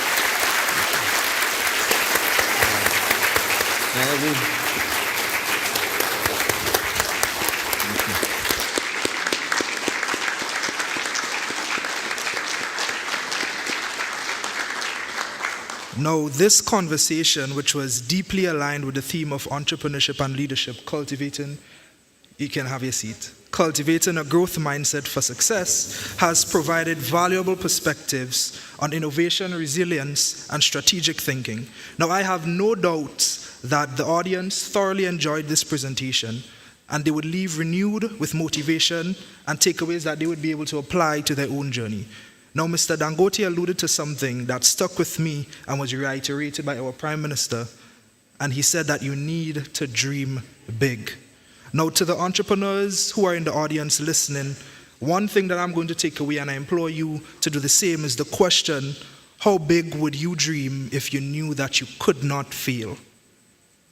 Now, in expressing our gratitude to Mr. Dangote, we would like to present a gift. Grenada has a rich cultural sector that has been growing and is home to many talented creatives, one of which is Miss Salome Lawrence. Can you please stand so everybody can see you?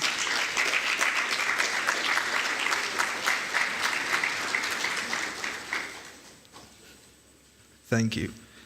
I will now invite a student from the Westerhall Secondary School, Ms. Danique Simon, to present this gift to Mr. Dangote.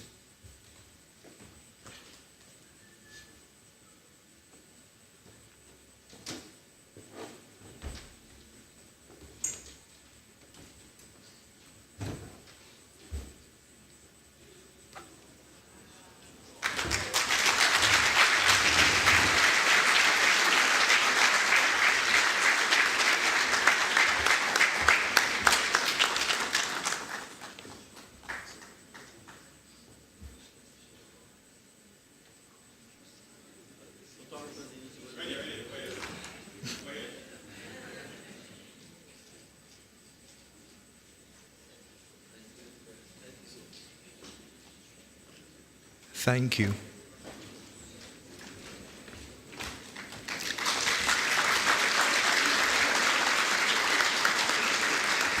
Now, Mr. Dangote is also well known for his generous spirit and commitment to giving back. He has made numerous philanthropic contributions over the years. Today, he will be doing so by handing over cricket gear to Joy Cricket Club, a donation made personally by Mr. Aliko Dangote.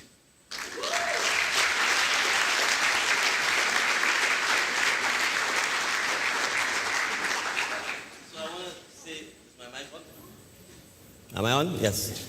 I want to say a little bit about these kids who you're going to see. They belong to a cricket school called Joy's Cricket School. Joy means Journey of Youth. It was started by a group of volunteers in my constituency of St. David to teach young boys and girls how to play cricket. And when I visited Mr. Dangote in Nigeria, he generously offered to donate 1,000 cricket kits to Grenada, so it's not just for Joy's cricket journey. For both boys and girls, so we can rekindle and have a renaissance in perhaps our favorite sporting pastime, cricket. So,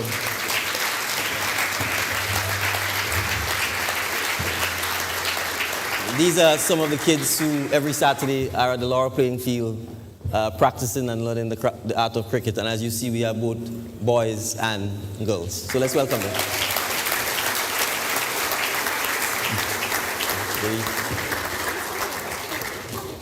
Come here.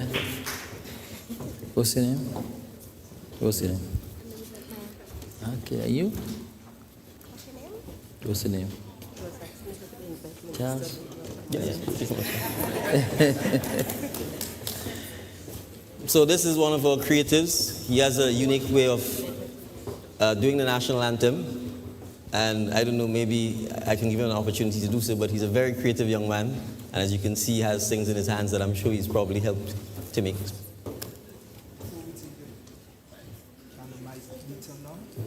You want to mic up?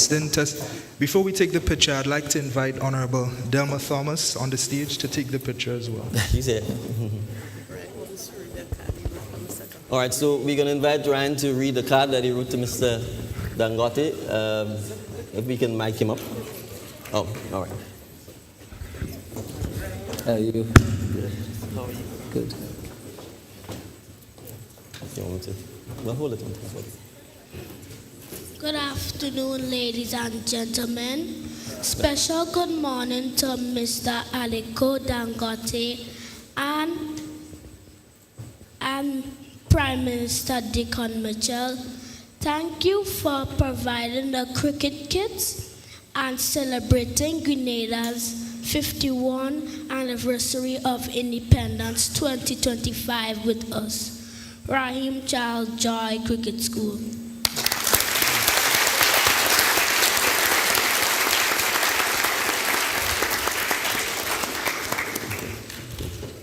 So you're gonna, yeah.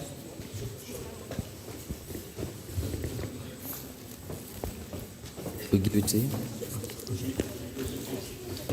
Yeah. Yes.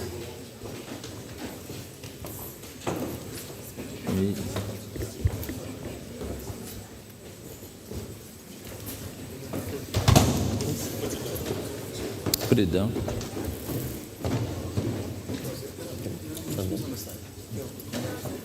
You hold it. Hold it this way.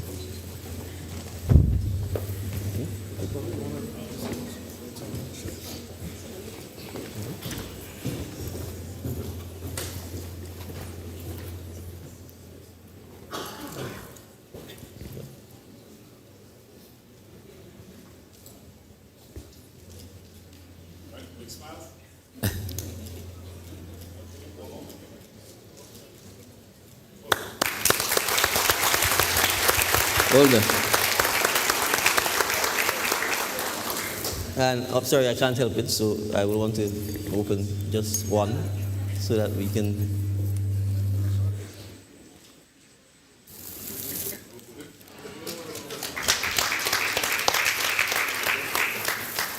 We've got the grill, we've got the gloves, we've got the bat that you're seeing. And more stuff in here. Helmets.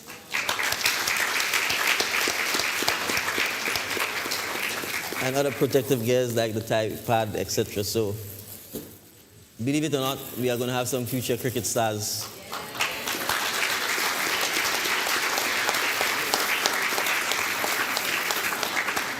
And with the "Nothing is Impossible" motto, Grenada will be playing cricket at the Olympics. It's an Olympic sport.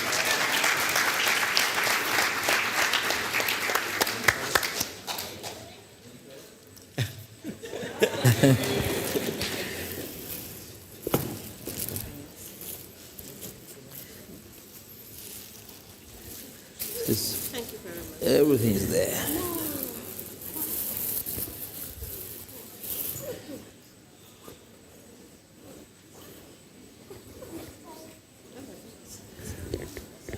Thank you very much. Thank you, Mr. Thank you again, Mr. Aliko Dangote. Do you want to put it? All right, you can come on.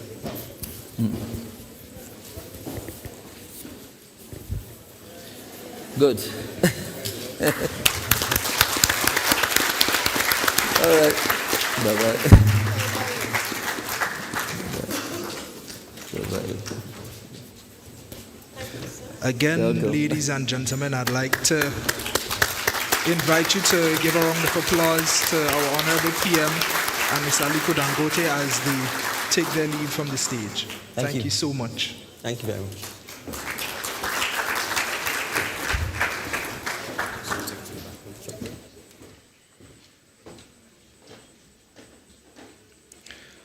Now, in keeping with Grenada's cultural and growing creative sector, I now invite Labukan Creative Center to perform a cultural piece that would reflect today's theme. Before you do that, President Rama must come on. Yeah. 1 second, we have a guest speaker who would be coming to say a few words.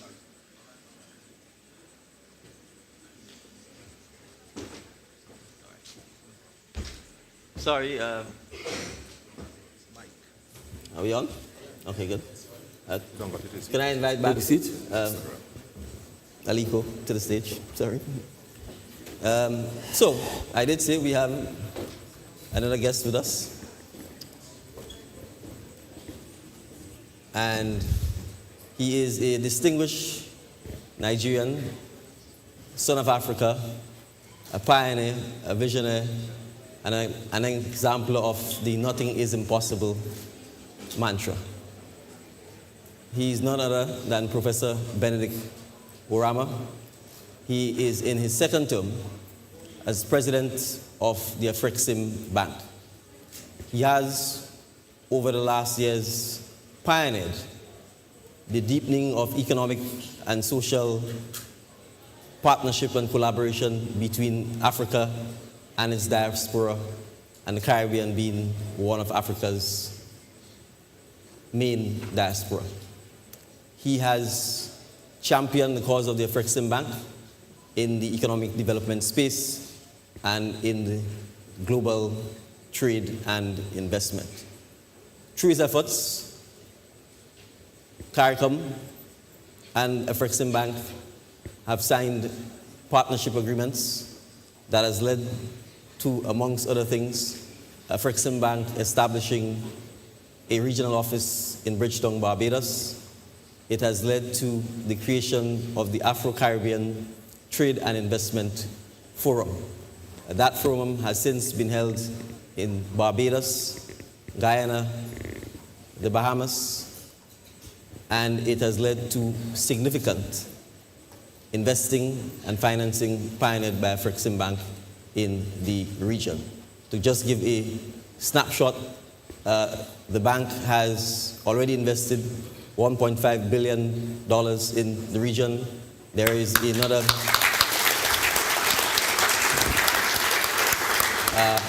I'm told there's an additional $1.5 billion in the pipeline for Caribbean businesses.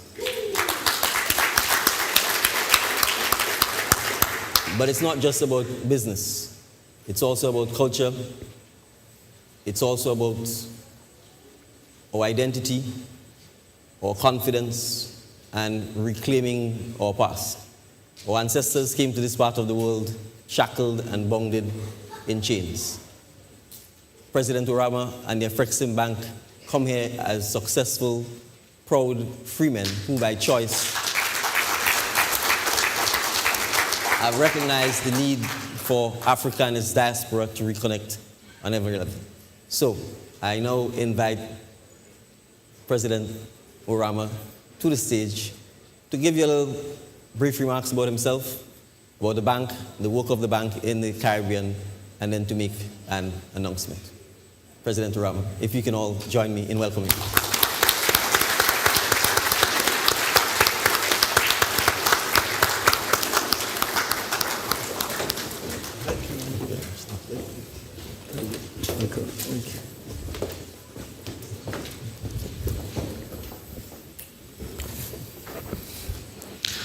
Honorable Prime Minister, thank you very much for inviting me and also for inviting our great and inspiring brother, Mr. Dangote, to your 51st independence anniversary. Thank you also for making us a part of this fire chat. Aliko does not cease to inspire. And he does not cease to inspire because he's done things only very few people in the world have been able to do. And I say this mindful of all the aspirations of many of you here. They say that seeing is believing.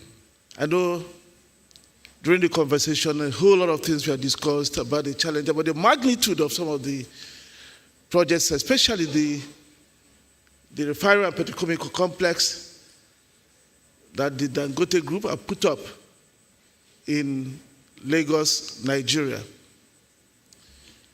But it's one of those things that the Bible said that you can only imagine, but imaginations do not give you the perspectives that can make you even begin to redefine your own ambitions and your aspirations, to begin to make you regain confidence in yourself as an African, and to make sure that we plant the seed here in Grenada. We have people who can say, I didn't only hear, I went and saw. So Prime Minister, we will be sponsoring the best high school graduate, the best university graduate in business, and one best female university graduate to go and visit the Dangote refinery.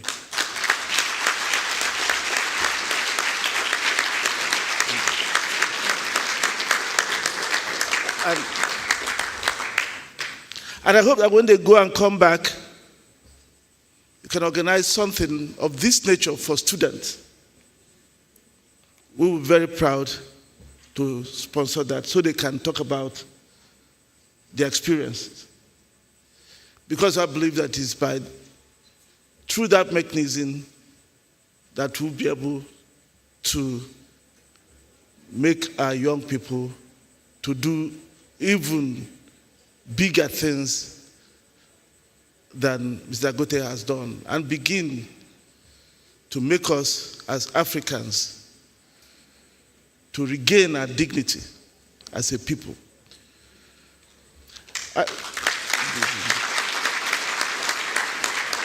And Prime Minister, I must thank you for being a part of a journey that I think what we have here demonstrates its significance.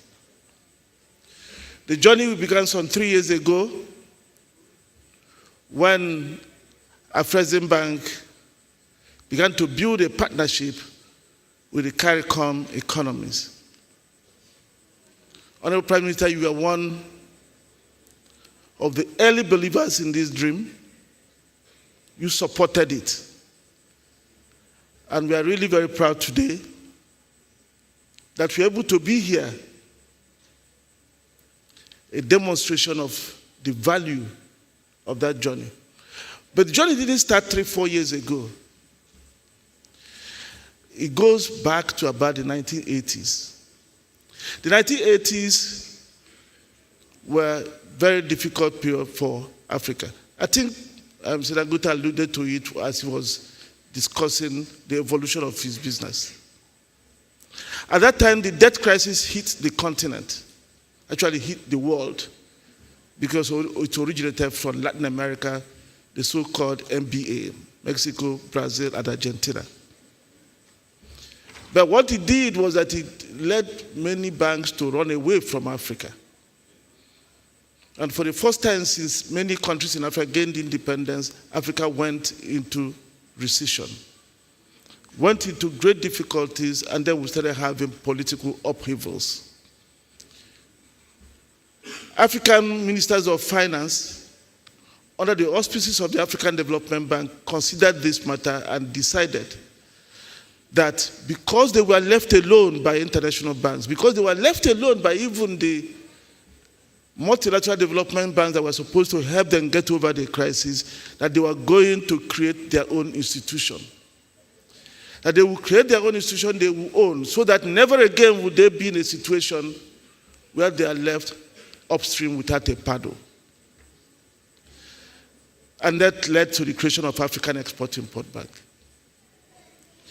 And they created it in a way that was special, created it in a way that it reflected the kind of things that Mr. Dangote talked about, the bank that should be of value to you. Because a bank owned, controlled, and managed by Africans. It started modestly. Total assets when it started was just about $140 million. They weren't deterred by it. They wanted to begin to sow the seeds. Not only did they create it to be Africa-owned and controlled, they clearly, in its mandate, said it should pursue South-South cooperation. It should aim to do business largely amongst Africa and the developing countries. So right from the beginning, we knew we had to open up to the diaspora. But we had to wait for the bank to be stronger to do that. So when the African Union declared the diaspora its sixth region, we felt it was time to begin to make the move. And we came here to make the case. We are very, very happy that we had very strong supporters, including your Prime Minister, for us to get into a new partnership that will reinvent the Middle Passage, the kind of Middle Passage that we will define and we will shape. So that journey, although it started 3-4 years ago, has seen tremendous progress. One of them being the kind of thing we have here, the fire chart you had here. But so many things nobody ever thought would happen just 5 years ago have happened. People were saying there was no business between Africa and the CARICOM, but we've proven that was wrong. We've been able to attract investments and investment opportunities that are headed to about $2 billion. We've been able to finance a sports complex in Barbados, the development bank in the Bahamas to support the SMEs, a facility for exhibitions in Bahamas, of course supporting the development of hotels here and about to support a hospital development here, rebuilding schools that were damaged,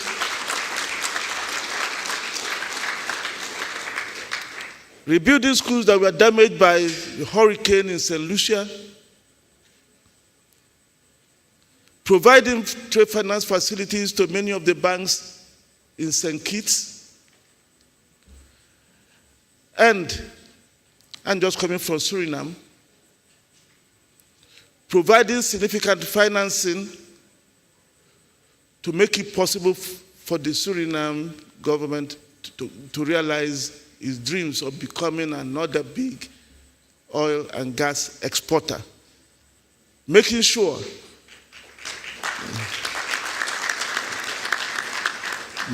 that the international banks, wary of supporting oil transactions because of so many other things, did not scuttle that big ambition.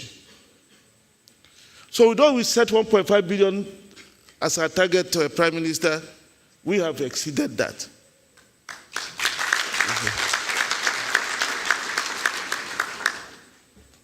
Our head office has been opened in Barbados, and in March, we will lay the foundation stone for 2 towers of 12 stories each to make sure that we are permanently here in the CARICOM.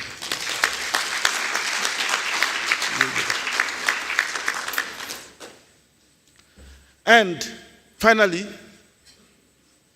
we've now reached agreement with the CARICOM Secretariat to jointly create a CARICOM Exim Bank.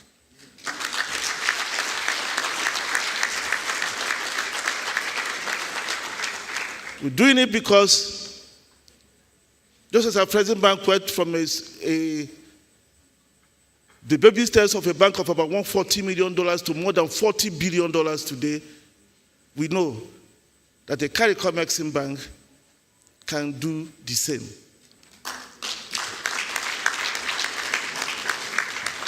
So thank you very much, Prime Minister, and thank you very much, everybody. Let me again thank our brother Aliko Dangote for all he's doing, making us all proud, inspiring us, breaking barriers, and indeed making us believe that nothing is indeed impossible.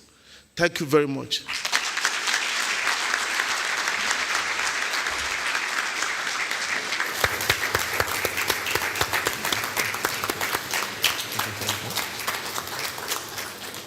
Michael?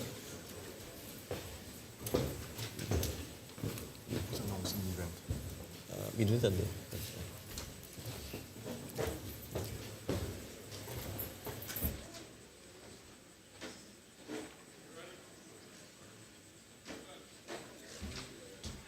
You can all have your seats. Thank you.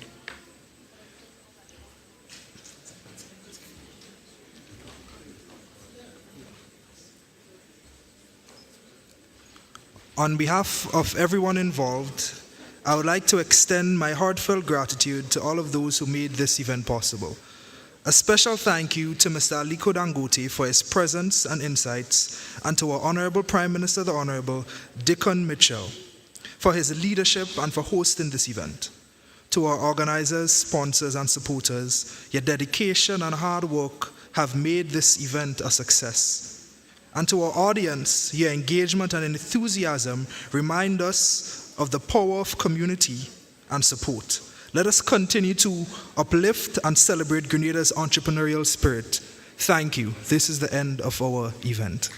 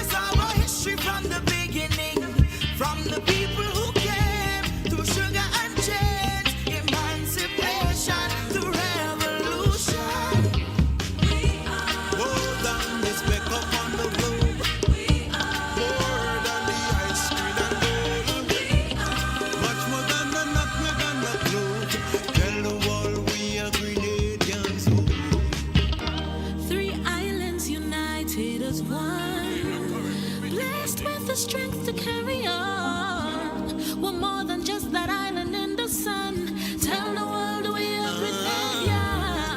Going higher, 50 years we blessed with force and fire. Oh, you mean? We going up.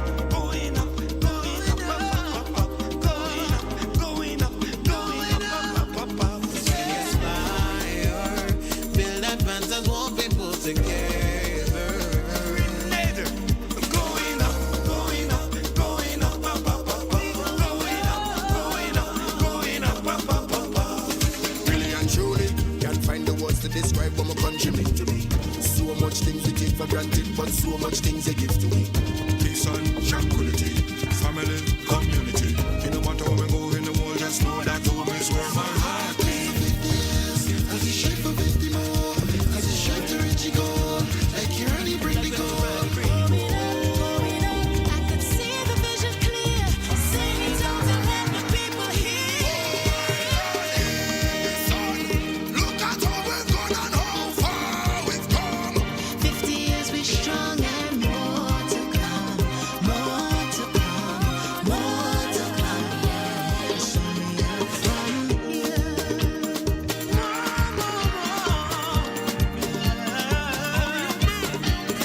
only up.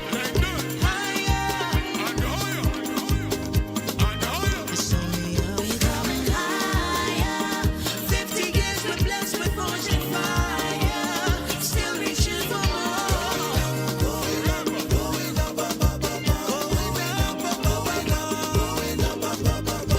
Grenada, Carico, Pity Matnik.